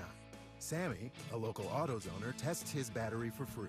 Looks like he just needs a charge. And Sammy does that for free too. In no time at all, Brad is back on the road, ready to finish the day strong. Free battery testing and charging at every store. No hassles, just help. Get in the zone, AutoZone. Restrictions apply. This is an ad by BetterHelp. Workplace stress is now a leading cause of declining mental health, with 61% of the global workforce feeling it more than ever. You can't escape work, but you can take small steps to take care of yourself. A walk, some sun, a favorite song. Therapy is one of those steps. Ongoing support to build resilience for whatever your day throws at you. Balance is tough. Getting help shouldn't be. Visit BetterHelp.com/score today to get 10% off your first month. Ready to order? Yes. We're earning unlimited 3% cash back on dining and entertainment with the Capital One Saver Card. So let's just get one of everything. Everything? Fire everything. The Capital One Saver Card is at table 27, and they're earning unlimited 3% cash back. Yes, Chef! This is so nice. Had a feeling you'd want 3% cash back on dessert. Ooh, tiramisu. Earn unlimited 3% cash back on dining and entertainment with the Capital One Saver Card. Capital One, what's in your wallet? Terms apply. See CapitalOne.com for details. You're listening to Sunday Night Baseball on ESPN Radio and the ESPN app. Pitch popped up behind the plate, third base side. Catcher is there, Higashioka. He'll make the catch, and that will end the ball game. Every hard hit ball the Tigers hit found the glove tonight, and a good approach at the plate. Kumar Raka was really good early on, but Tigers just can't catch a break right now. Yeah, as Rowdy Tellez had a 3-run home run, which was the big blow in yesterday's 4-1 loss to the Rangers. He was released by the Mariners on June 26, signed a minor league deal with the Rangers on July 5th, let go by them, signed, and got the big blow yesterday. Meantime, the finale of 3 as the Tigers look to avoid the brooms. Keep this in mind, they had the best record in the American League at the break. None of the previous majors, 5 teams that had the best record at the break, went on to reach the World Series. Last team to have the majors' best record at the All-Star break and then win the pennant was the 2018 Red Sox, who beat the Dodgers in the World Series. Detroit riding that 6-game slide. Tim Kirkshin on their recent struggles. Yeah, it's 162 games. There's going to be a blip. They're the best team in the division. They're going to win it easily, but they did indeed drop under 600 this season, and they don't look as great as they did 2 weeks ago, but things are going to change. They're going to come back. This is a really good team. Their starting rotation is not just Skubal now. It's Casey Mize and others. Bullpen, deep and versatile. And their offense is way better than it was last year. This is a very good team going through a bad stretch. It's going to change. And I fully expect that to happen soon. Yeah, they have an interesting mix of vets and young talent. Javi Baez has now started in the All-Star game at 3 different positions. With the Cubs, he started at second base in 2018, shortstop in 2019. This year, center field in the American League, representing the Tigers. First player since Pete Rose to start the All-Star game at 2 infield positions and an outfield position. And again, the Tigers, despite the 6-game slide, still have the best record in the American League. With a win, would be the 3rd time in the last 40 years they've had 60-plus wins through the first 100 games of the season, and Tarek Skubal is a huge reason why. His backstop, Dylan Digler, with our Doug Glanville and Mike Cousins. Well, if you can take us back to about this time last year, it was July 29th, right before the trade deadline. You were playing for AAA Toledo. That was an off day by looking at the schedule, and that's when a trade gets made and your name gets called to come to the major leagues for the first time. So what was that time of your life like about a year ago? It was pretty hectic, to be honest. Obviously getting that call comes with a lot of, a little bit of pressure, I'd say. I just wanted to get the first one out of the way, to be honest with you. They let me catch the first game, so kind of get my feet wet right off the bat, which was huge. But, yeah, it was a lot of emotion, a lot of excitement, and, I was very happy. We just saw you sitting with pitching coach Chris Fetter with Tarek in the clubhouse going over some stuff on the iPad. What is your pregame preparation like? Yeah, so, once we come into a series, usually do a little bit of homework, look at some numbers on the computer, and me, Fett, and starting pitcher, Raj, Fett, starting pitcher, whatever it may be, we get together with before the game, about 2 or so hours before the game, and just go over some hitters' weaknesses, but also keeping in mind pitcher strengths. just kind of create a plan from there. What's the biggest part of the learning curve? You're talking about a catcher coming up, which is so unique than any other position, whether it's managing a staff or the offensive side. What do you find to be the tallest order in that responsibility? People always say that, catchers is very much defensive first position. So, you try to just get your feet wet when you first come up. You try to get as comfortable as possible with the staff, both pitching staff and coaching staff, whether it be the pitching coaches. And then you want to get as many reps as possible. You want to get as many reps as possible, both defense and offense, to try to just settle in and gain a little bit of confidence. Well, someone like Tarek Skubal is an example, obviously all-star starter. What's unique about working with someone like him? He has so many weapons. Obviously he's got the velo, he's got the changeup, he's got the 2 different types of spins. So it's just pretty much just trying to navigate through a lineup. That's what I try to do. We know what he does well, so we always have pretty much the same game plan going in, aside from maybe a couple other things that an opposing team does well. But we just try to navigate, see what the offense is trying to do against him, whether that be pulling it, whether that be sitting back on the changeup, and then we kind of just alter certain things from here and there. Can you kind of encapsulate for us what this last year has been like in terms of when you arrived, the team was under 500, they made some moves to sell off, and you make this miraculous run to the playoffs, and then you came into the second half of this season with the best record in Major League Baseball of just what this experience has been like for you. I know you have no other teams to compare it to, but what it's been like so far. No, it's been great. I think I was up for probably like 2 weeks before we started to make the run. And, I oftentimes forget about those 2 weeks because it feels like we've been playing really good baseball for a long time now. Most of the guys in the locker room came up around that time, aside from some of the guys that were here throughout the entire year, both last year and then this year. But, we like to win. A lot of us have been, winning since we've been up, so it's kind of just became a part of the culture now. Dylan Dangler, thanks so much, and we appreciate the time. Of course. All right, I'll send it back to you. All right, Mike, thanks so much. Let's bring back Baseball Tonight analyst, host of the Baseball Tonight podcast, Buster Only Buster. Just heard from his backstop perspective on Tarek Skubal's great, and his Skubal past 17 starts, 10-1 buck, 88 ERA. We know what he did last time on Sunday Night Baseball, those 13 Ks over 7 one-hit frames. How comforting is it for A.J. Hinch, his team riding that 6-game slide, to have a guy like this on the mound? There's nobody in baseball you would want more than Tarek Skubal right now. Think about these numbers for Skubal at the All-Star break. He led all pitchers in strikeouts per 9 innings, 11.38 per 9 innings. He also led all pitchers in fewest walks per 9 innings, 1.19. Over the course of a full season, that's never happened. Not Pedro Martinez, not Curt Schilling, not these great power pitchers who could also have command the way Skubal does. Skubal, what he's doing is in many respects unprecedented. So if you are A.J. Hinch tonight, you're managing the Tigers, you got a 6-game losing streak, you love handing the ball to Tarek Skubal. The wild card, of course, is his wife Jessica is due to give birth at any time. That's right. And we're all wondering if that phone call will come at some point. We heard that at the All-Star game as well. It's interesting because you just touched on the Tigers at the trade deadline. Detroit's going through it right now, but still the best record in the American League. So I asked you that about the Cubs. Where do you stack up the Tigers in the American League? Well, they're the team to beat with how they're performing, but there is some vulnerability that has emerged during this losing streak. There's no question they could use another dominant 7th or 8th inning guy. A lot of contenders will add relievers, and I think the Tigers are right near the top of the list. Tommy Kahnle struggles, tells you that.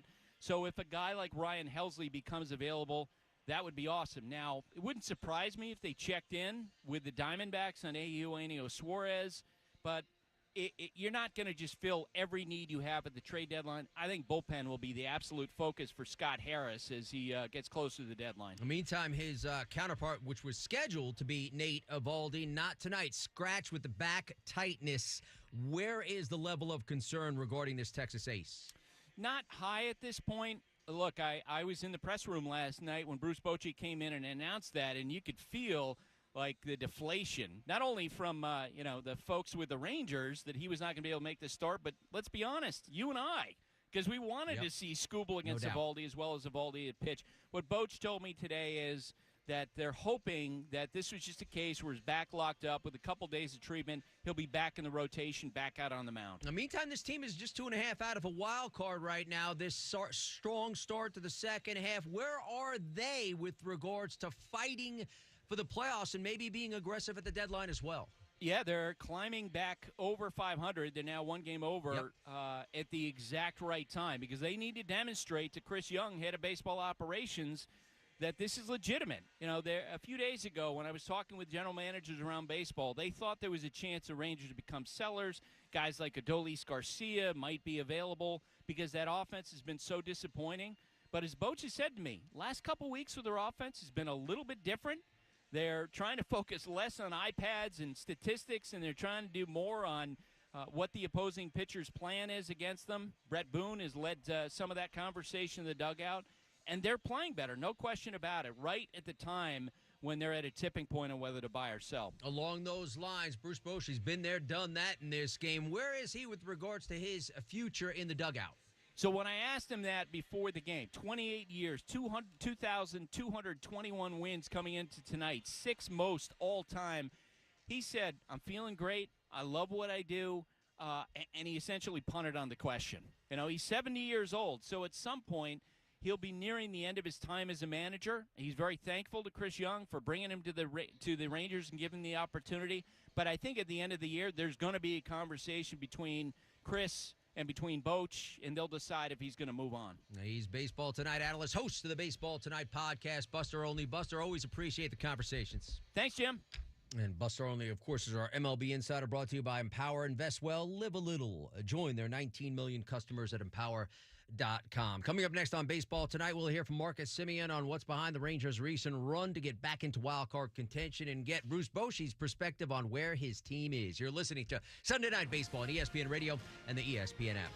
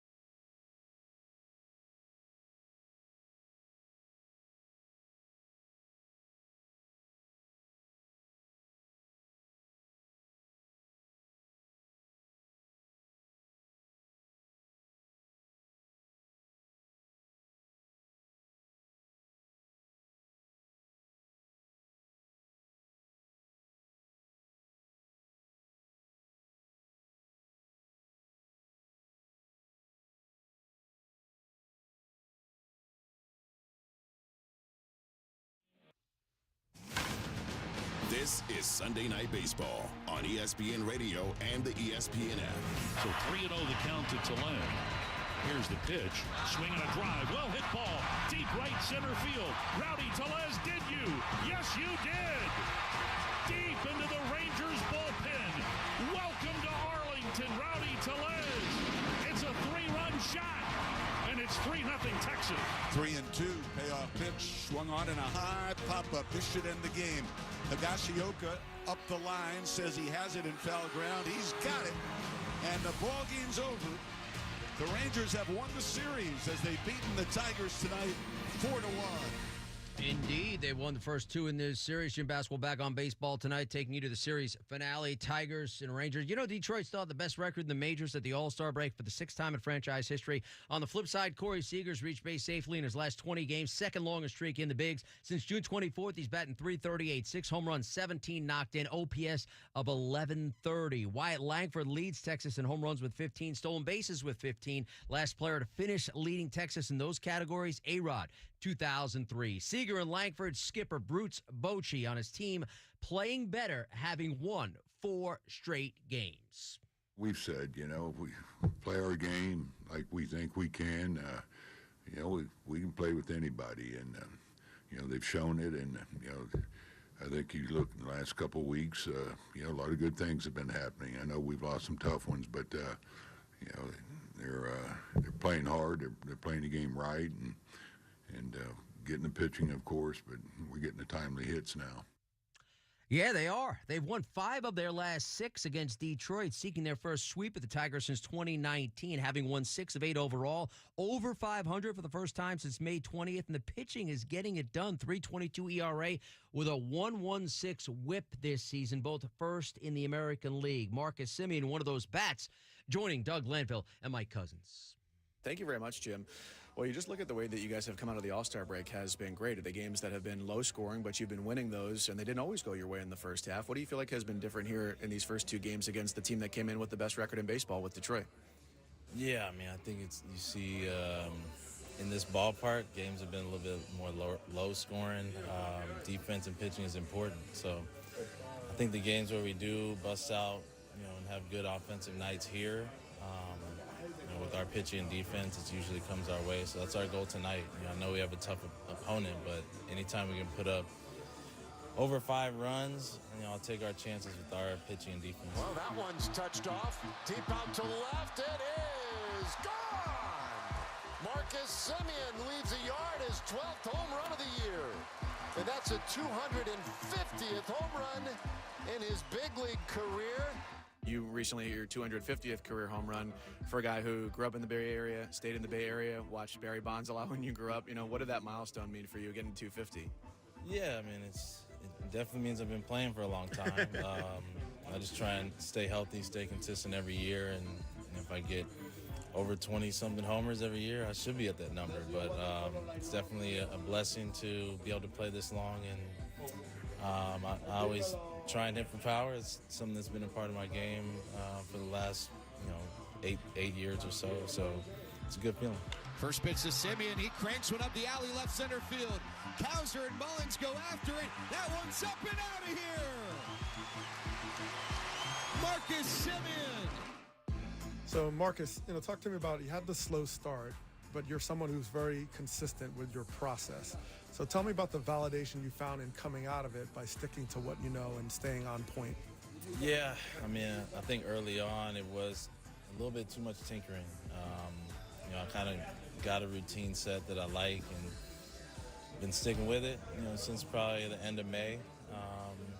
You're going to have ups and downs, but if you have the same routine, you definitely can have those checks and balances during that routine to, you know, figure out what's off or what's on, and you know, I think that's a better way to do it. Skubal takes a big, deep breath. Pitch number 93 on the way. Swing and a miss.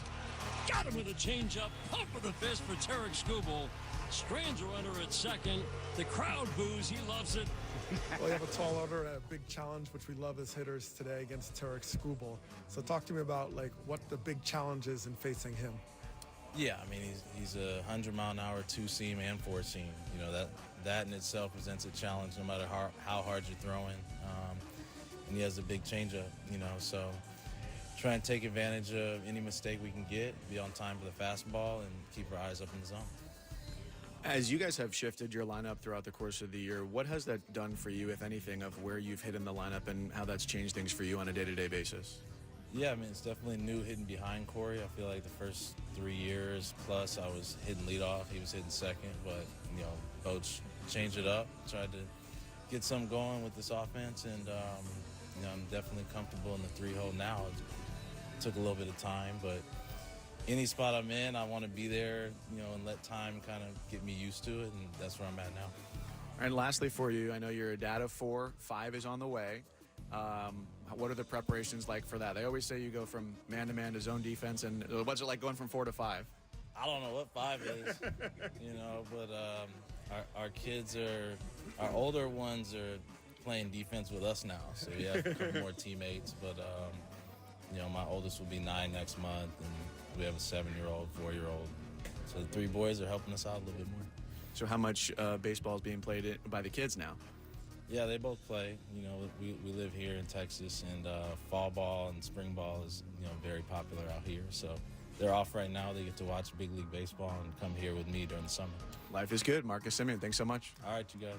Jim, back to you.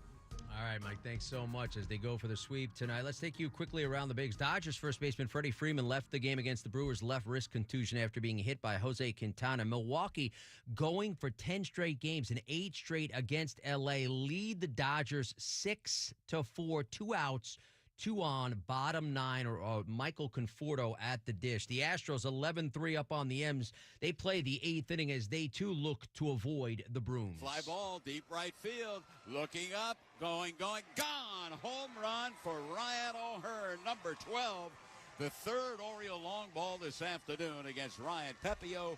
5-2 Orioles here in the top of the 6th. As heard on WBAL, one of 3 home runs from Ryan O'Hearn in that game against the Rays. Jackson Holiday, Alex Jackson also went deep in a game delayed better than 2.5 hours. O's get the 5-2 win. The Royals, Salvador Perez homer doubled as KC beats Miami 7-4 to avoid the sweep, ending the Marlins win streak at 4 straight games as well. And Miguel Vargas, Mike Tuckman hit back-to-back home runs and a 4-run first. White Sox, first sweep of the season. They do it against the Pittsburgh Pirates. That final was 7-2. Let's pause 10 seconds for station identification. You're listening to Sunday Night Baseball on ESPN Radio and the ESPN app.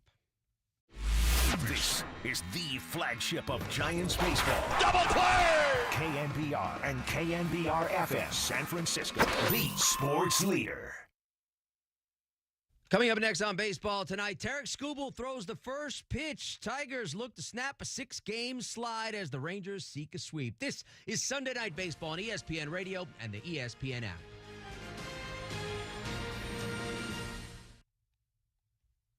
Cheer on your favorite athletes or relive the highlights from that unforgettable baseball game with official MLB Funko Pop collectibles. Put yourself in the game by designing a personalized Funko Pop figure that looks just like you, right down to the officially licensed gear from your home team. Whether you're looking to create a one-of-a-kind gift for the biggest baseball fan you know, or want to build the perfect lineup in your personal Hall of Fame, Funko is your one-stop shop for fan-favorite sports collectibles. Shop now at funko.com.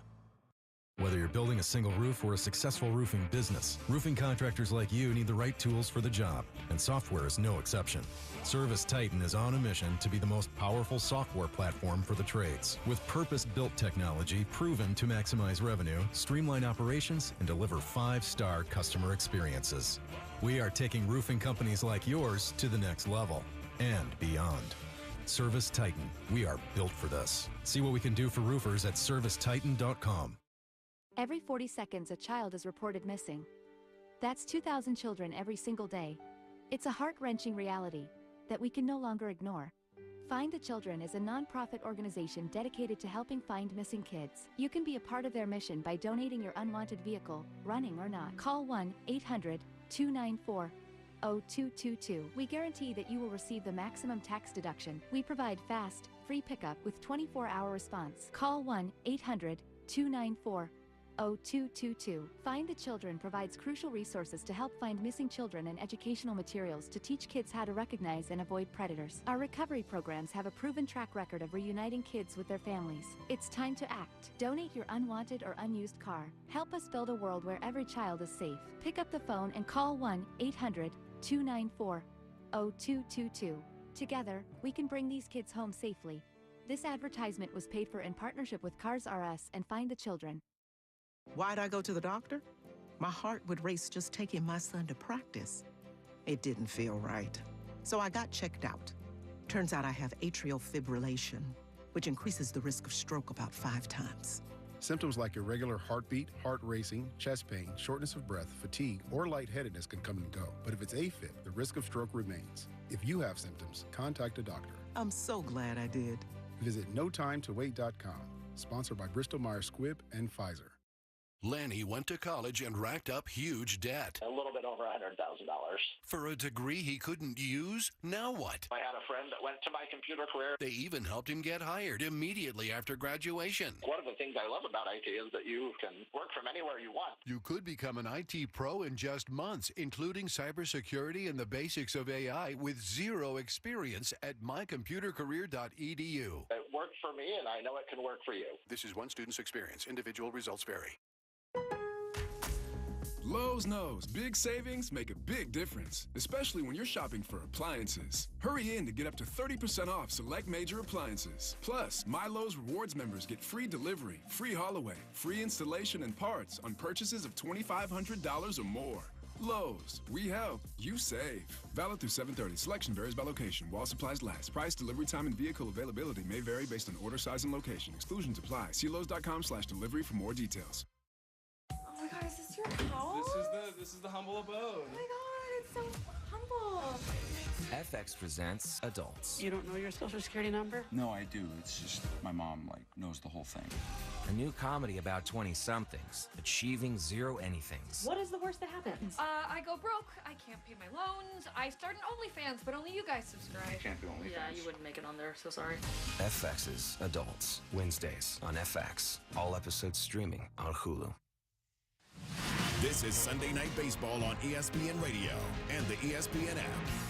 Jim Basketball back on baseball tonight. First pitch, Tigers, Rangers moments away. Brewers hang on 6-5 in L.A. They sweep. That's 10 in a row and 8 straight versus the Dodgers. Don't forget to log on to @MLB on ESPN Radio on X to vote in the AutoZone in the Zone poll question. Who is going to get in the zone for tonight's matchup? Tarek Skubal, Riley Green on the Tigers, and Corey Siegel, Adolis Garcia on the Rangers. And your choice is in the zone, brought to you by AutoZone. Get in the zone. AutoZone. Major League Baseball is brought to you by Febreze. Love that just clean feeling in your car. Febreze car gives you up to 40 days of just clean freshness. With over 40 Febreze scents, you can find your favorite and keep every ride fresh with Febreze car. The Tigers look to avoid the sweep and have Tarek Skubal on the mound to do just that. For the call of Sunday Night Baseball, we send you to Arlington with Doug Lanville and Mike Cousins. Oh, hey, Jim, the crowd's still filing in here at Globe Life Field. The roof is closed today, which means it is a perfectly comfortable 74 degrees inside. And the Tigers have to feel good whenever Tarek Skubal takes the hill, although he's probably a little nervous. His wife is on the verge of giving birth to their second child, so that's got to be in the back of his mind a little bit. But nevertheless, the Detroit Tigers, 59-40, with the Cubs lost today, are tied for the best record in Major League Baseball. And Doug, that's having lost a season worst 6 in a row in the first 2 games of this series. Just 1 run, 7 hits. But this is their best start through 99 games since all the way back in 2007, which probably has folks who are Detroit fans thinking about 1984 just a little bit. Well, this team has really had a great season, and it really started last year, after the All-Star break, when everybody thought they were just getting rid of the veteran players, like, okay, we're building for next year.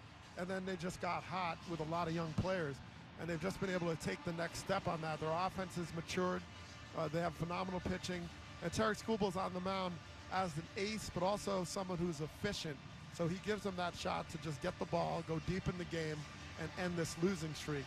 And that's what's really made him a special pitcher this year, on top of the great stuff. First time he faced the Rangers earlier this season, allowed just 2 hits, 1 run, and struck out 12 in a win at Comerica Park in Detroit. For the Texas Rangers, they start the day 3 games back in the American League wildcard, 50 and 49. So they are one game over 500 for the first time since May 20th. Their high water mark this year has been 6 games over 500. Their pitching has been phenomenal. Team ERA is third best in Major League Baseball. The hitting has been below average, but right now is trending upward. Yeah, they have a lot of players that had tough starts. You know, Marcus Semien was really struggling, and he's kind of gotten into that sequence where he's got his rhythm and it's getting to results. Corey Seager up the middle at shortstop. So they're finding their rhythm bit by bit, and they have young players they're relying on, whether Langford at the top of the order. So they're trying to take that step with some good pitching. Let's take a look at our pitching matchup. It's Painting the Corners, brought to you by Sherwin-Williams. Shop the Sherwin-Williams July summer sale and get 30% off paints and stains now through July 28th. Retail sales only. Some exclusions apply. See store for details. Bottom of the first will be Tarek Skubal, the reigning American League Cy Young Award winner. And today it's an unexpected start for Jacob Latz, who was announced as the starter yesterday by Bruce Bochy. Nathan Eovaldi, the scheduled starter, scratched because of some back tightness. Well, Latz has pitched a lot out of the pen. Now he's got a few starts to just get established. But sometimes when you're a spot starter, you might take away the thinking and just use his good stuff. He can hit 97 miles an hour, four-seamer, changer, slider, and curveball. But he's going against Tarek Skubal, who is power and command. High-velocity fastball, can break 100 miles an hour. But the changeup, he throws even more frequently than his fastball. Great movement, hard to hit, even for hitters that are looking for it. So a lot of fun to watch those two and see what happens tonight. The Detroit Tigers, managed by A.J. Hinch in his 5th season. Their lineup looks like this tonight. Jahmai Jones is the designated hitter to lead things off. A .275 hitter against left-handed pitching. That's why he's at the top of the card. Gleyber Torres hits second. He plays second base. Riley Green, team best 25 home runs, bats third. In the cleanup spot, the former #1 overall pick Spencer Torkelson plays first base, 21 home runs this year. Wenzel Perez in right field, batting 5th. Matt Vierling is the center fielder, batting 6th, only his 16th game of the year because of injuries. Dylan Dingler, our pregame guest, is the catcher, hitting 7th. Third baseman Zach McKinstry bats 8th. And Javier Baez, a third-time All-Star this year, bats 9th and plays shortstop. Jacob Latz ready to go, the 6'2 lefty on the mound. Jahmai Jones on the right side. First pitch of the night is taken upstairs for ball 1, and we are underway here at Globe Life Field in Arlington, Texas. Finale of this 3-game series with the Rangers looking for a sweep. Latz set, and the pitch. Swinging a foul straight back off the bat of Jahmai Jones, and the count is 1 ball and 1 strike. So for Jacob Latz, the 29-year-old, his 3rd start of this season, just the 4th of his major league career.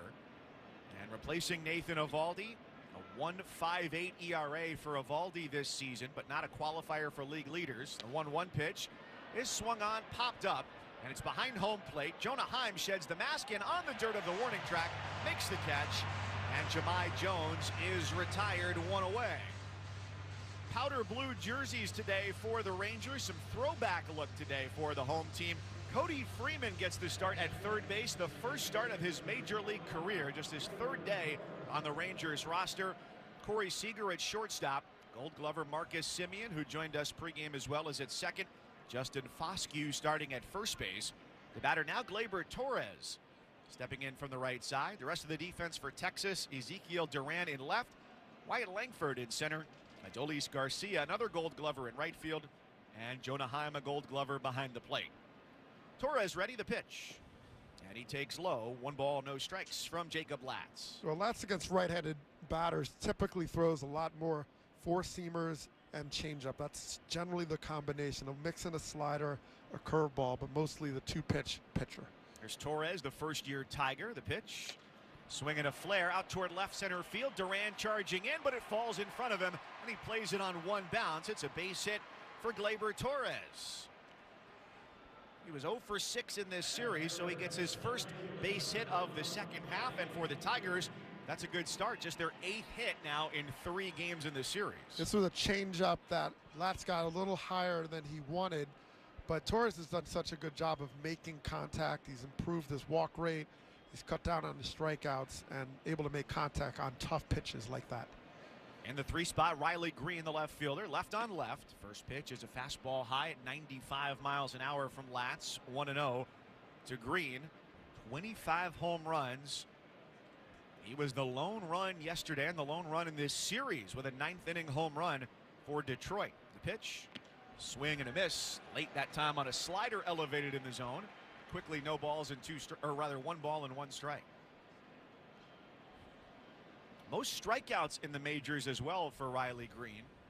So with power does come the drawback of the strikeouts. Torres dances off first, the pitch. And it's taken high.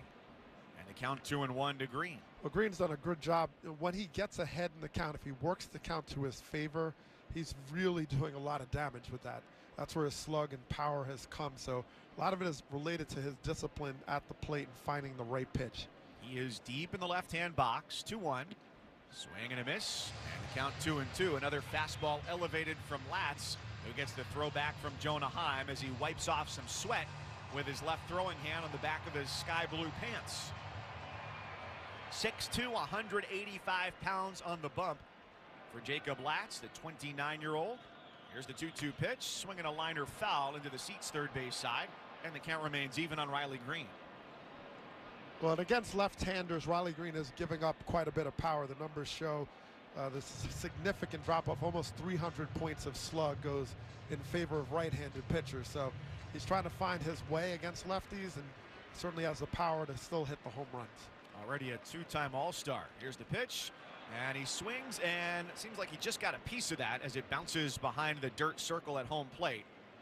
And he throws that over to the bat boy on the first base side, and that looked like it got a piece of Jonah Heim behind the plate, who's standing with his hands on his hips out in front of home plate. Yeah, his reaction to that was kind of like the, oh, Mom, what, just, oh, this is, can you get me a Band-Aid? he was just like trying to walk away from the pain. And meanwhile, Dad's going, rub some dirt on it, he'll be fine. His reaction is priceless. I mean, catching is so rough. And Jonah Heim just been so exceptional. Good framer back there. Obviously a world champion switch hitter, but takes a beating. So count is 2-2. And Latz ready from the stretch, looking over at first, fires home. Fouled back to the netting. That was a good job, too, by the home plate umpire, Alfonso Marquez, to give some time there for Heim. It's Marquez behind the dish. Carlos Torres, the umpire, at first. Lance Barrett is at second base. Tom Hanahan at third. Umpires today with black polo shirts, gray pants, and black hats. Tigers with their road gray uniforms today, too. No score, just underway, top of the first. Torres at first, the pitch, and it's down and away. And the count goes full to Riley Green, 3-2. It's good at bat for Green. I mean, he's going to swing and miss and get his misses, but if he's able to zone up enough to lay off the chase pitches, he still has a chance to run into one. Changeup is a really big strikeout pitch for Latz. Let's see what he goes with. And instead, it's a throw over to first base to keep Gleyber Torres close against a Tigers team that does not run all that much. Torres in the starting lineup today has the second most stolen bases. He's 4 for 5. The biggest threat comes in the number 8 spot from Zach McKinstry with 15 swiped bags. 3-2. Swing and a foul tip into Heim's glove. That's strike 3 on Riley Green. Major League leading 129th strikeout of the season. The two-time All-Star takes a seat, and there are 2 away here at the top of the first.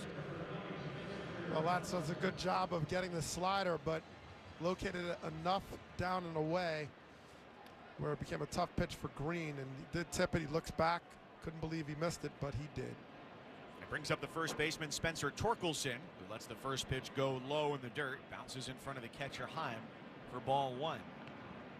This is a really young team. You've got the 24-year-old Green hitting third, Torkelson 25 years old, first overall pick in 2020 by the Tigers out of Arizona State, and coming into his own, what they had anticipated when they drafted him this year as a big power hitter. Pitch is high for ball 2, 2-0.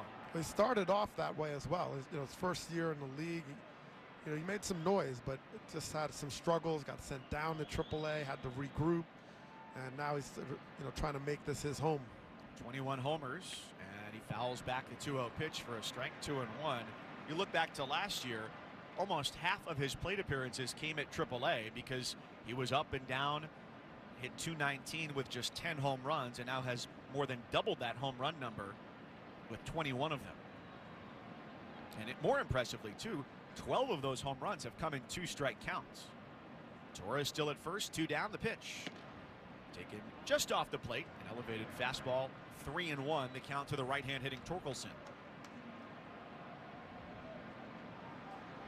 Sunlight streams in through the windows up above the second deck seats here at Globe Life Field on this Sunday night. And the 3-1 to Torkelson, swinging a high fly, left center field and playable. Duran charging in from left, and he makes the call, makes the catch, and the inning is over. Jacob Latz making a spot start, faces just 4 Tigers batters in the first. Middle 1. It's the Tigers nothing, the Rangers coming up for the first time. This is Sunday Night Baseball on ESPN Radio and the ESPN app.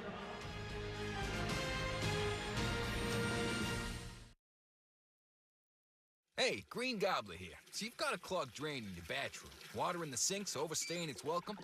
You're spitting today's toothpaste on top of yesterday's toothpaste. You hope that it go away. Yeah, clogs don't just go away. I make them go away. I'm Green Gobbler, the only clog dissolver you need. I'm bleach-free, safe for your pipes, and I work. Guaranteed or your money back. Because I never met a clog that was gonna unclog itself. Green Gobbler. Let the gobbler get it. A SoFi personal loan is here to help you achieve something once thought impossible, overcoming high-interest credit card debt. Walk the tightrope of your finances with one low, fixed-rate monthly payment, no fees required, and as soon as the same-day funding. That's right. Pull off your own debt-defying stunt with a SoFi personal loan. Visit SoFi.com/trick to learn more. Loans originated by SoFi Bank, N.A., member FDIC. Terms and conditions apply. NMLS 696891. This is the story of the one. As a lineman, he does whatever it takes to keep the power on in his community. And he wants a partner like Grainger who does the same. Grainger offers the professional-grade products he needs, from voltage detectors to harnesses to hard hats, plus fast, dependable delivery, so he can rise to every challenge. Call 1-800-GRAINGER, click Grainger.com, or just stop by. Grainger, for the ones who get it done. We expect our information in real time. US Med carries continuous glucose monitors, which provide real-time readings of blood glucose levels. US Med is an approved provider for Medicare and over 500 private insurers. So call 888-665-0696 today for a free insurance and Medicare benefits check as easy as, that's 888-665-0696. This is Sunday Night Baseball on ESPN Radio and the ESPN app.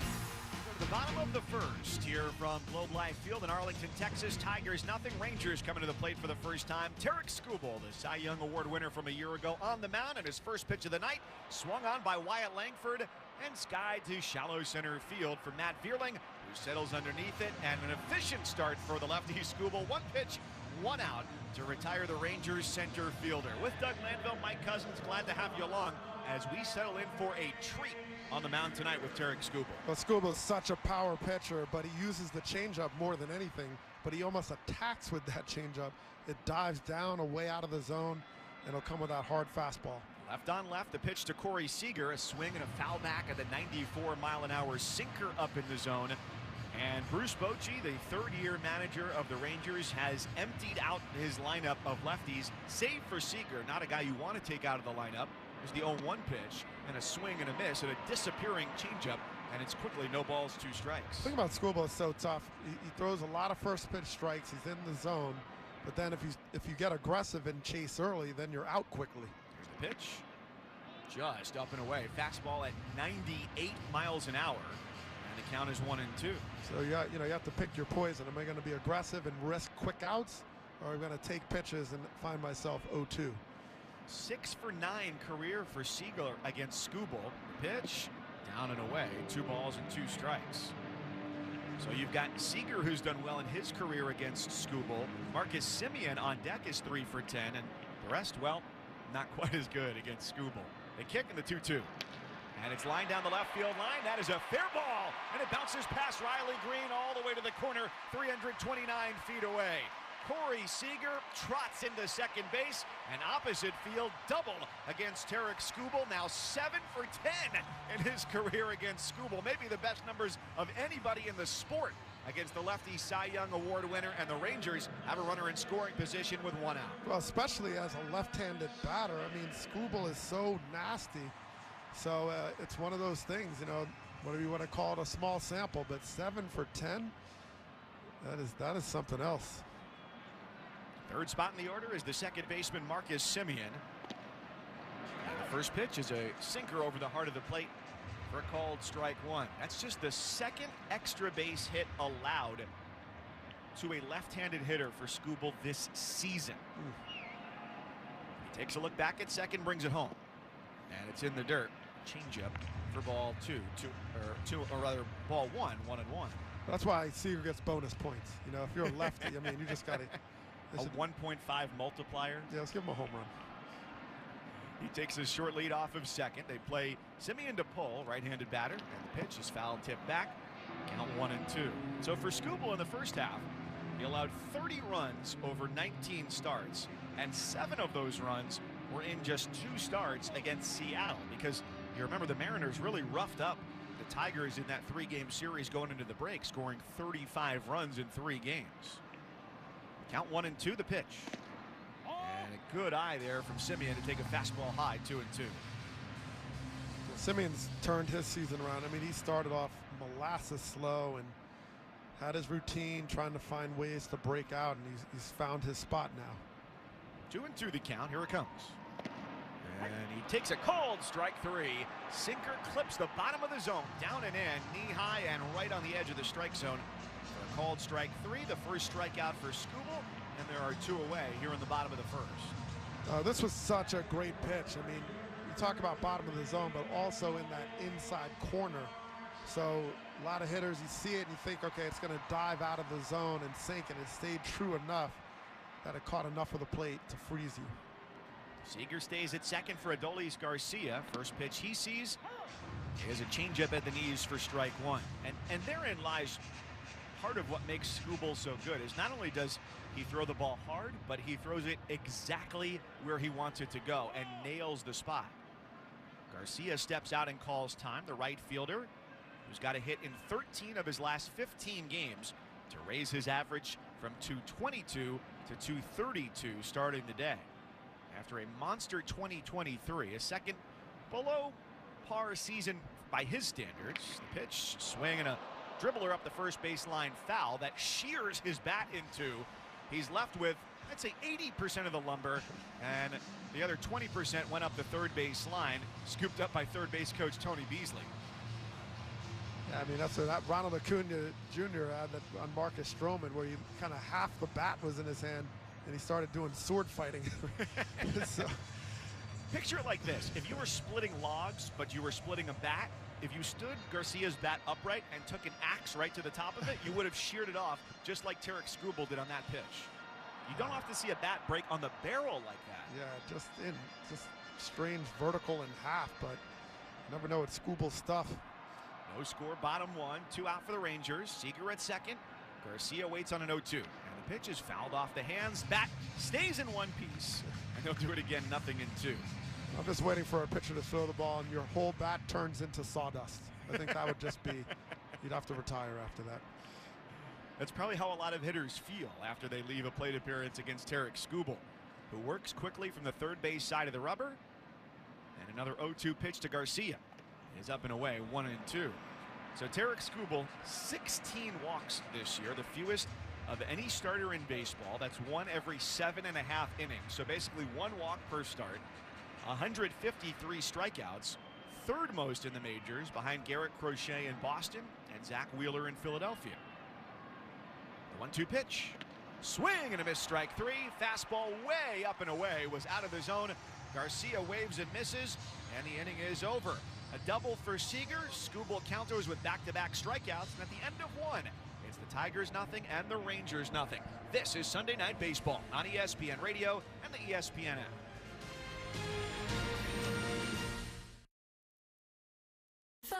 It's a classic odor tale. You fried fish for dinner, cleaned up, but the smell is still in the house.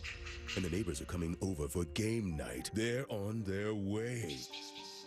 And then You spray Febreze Air Mist. Febreze Air starts working instantly to fight even your toughest odors, so you go from fish to fresh like that. Now, all you have to worry about is Pam cheating at charades. Breathe happy, Febreze, la la la la la. Whether you're building a single roof or a successful roofing business, roofing contractors like you need the right tools for the job, and software is no exception.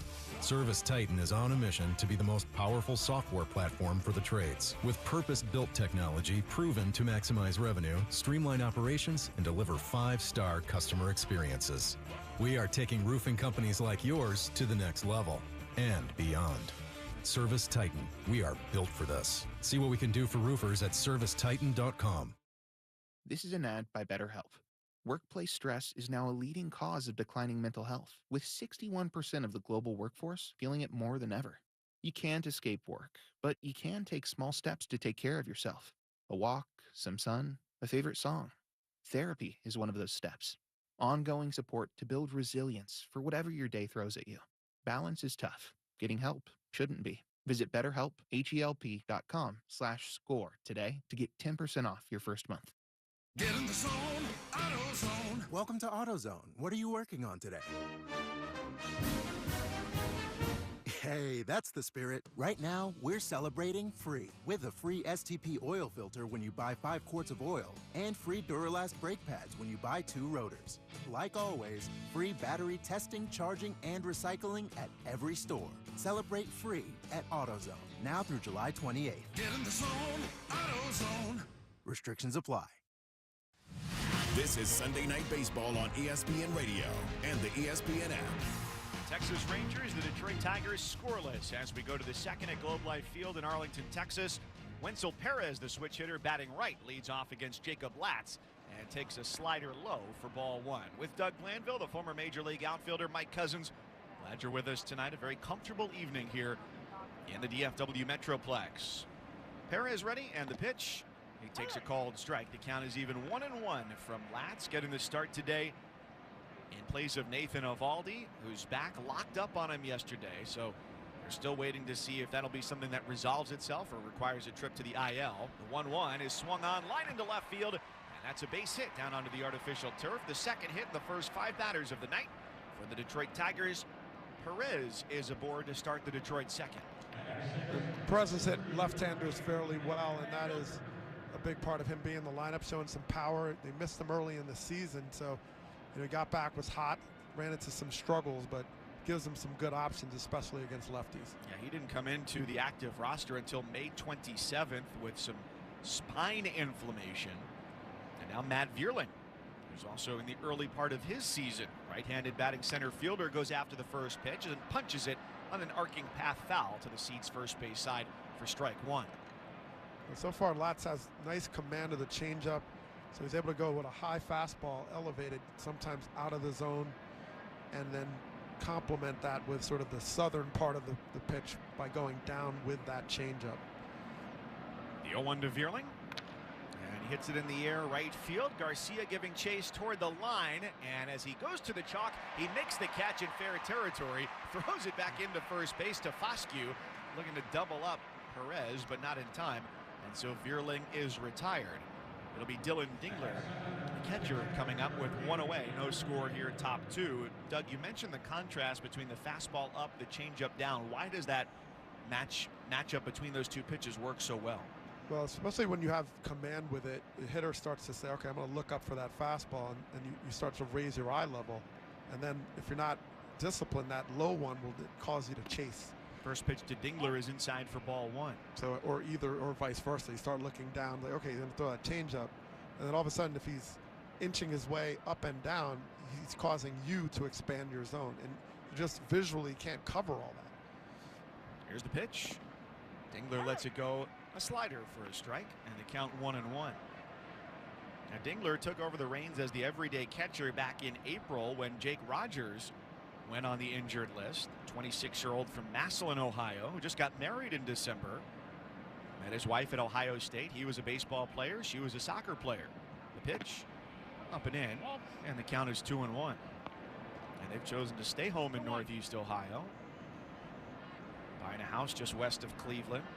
And Dingler has been a defense-first catcher for this team Made the majors a little bit less than a year ago, July 29th last year, in the trade that sent Carson Kelly here. The pitch, swinging a line drive center field. That's a base hit for Dylan Dingler. Two of the first three Tigers are aboard on base hits against Jacob Latz. Detroit, which has scored just one run in the series thus far, has something cooking here in the second inning. Well, I think A.J. Hinch will say that Dingler has a nice upside on the offensive as well. He's showing some signs of just hitting the ball hard, good compact swing. It's really bought him some times with Rogers being out. So he's kind of become the primary. Yeah. Zach McKinstry, the batter, left-handed hitting third baseman. He's got runners at first and second and one away. First pitch left on left, called strike, a fastball on the outside corner. And we got to witness the preparation process today inside the Tigers clubhouse. Tarek Skubal for a starting pitcher, very loose, very relaxed. They sat at a circular table. It was Skubal on one side, pitching coach Chris Fetter in the middle, and then Dingler on the other side, reviewing some video on an iPad. The 0-1. Swinging a hard liner into right field, and that's a base hit in front of Garcia. It's a green light for Perez around third. He scores on an offline throw, and the Tigers take the lead. 1-0 here in the top of the second inning on an RBI single for Zach McKinstry. Well, McKinstry is just so good in small ways. He gets the base hit, and then he reads the throw and then takes second base. Now, the tough thing, any right fielder going to the line, the toughest decision is, do I throw at home or do I go to second? Because if you throw to second, you're risking the other trail runner to come and score. But if you throw home, you get McKinstry at second. So he kind of threw it and overthrew the cutoff man, and that would have been his best bet, just to hit the cutoff at first base, at least to give him the decision to make. Javier Baez is the number 9 hitter for Detroit, second and third with one away. He checks his swing at the first pitch, a fastball up and out of the zone, and holds up for ball one. Now, one other note there on that play too. Granted, it was a well-hit ball out to right field, but one thing that A.J. Hinch says we're going to do really well, among others, is go first to third on base hits. And Dingler did just that. The pitch to Baez, big swing and a miss. And the count 1-1, and a deke of a throw from Jonah Heim, the catcher, acting as if he were going to throw to third base, but he held on to it. And Dingler's like, what are you doing, dude? I'm standing on the base. Like, what are you doing? But yeah, Joey Cora, the Tigers' third base coach, I mean, very aggressive, expects that first to third, and tries to make it happen every chance he can. 1-1 to Baez with the infield in. It's a changeup that drifts away outside, 2-1. Infield is about halfway in, not quite to the cut of the grass, or I guess where the grass is sown in since it's artificial turf. But they are standing about in the base paths, and the outfield maybe a little bit more shallow than usual against Baez, a 3-time All-Star, including this year.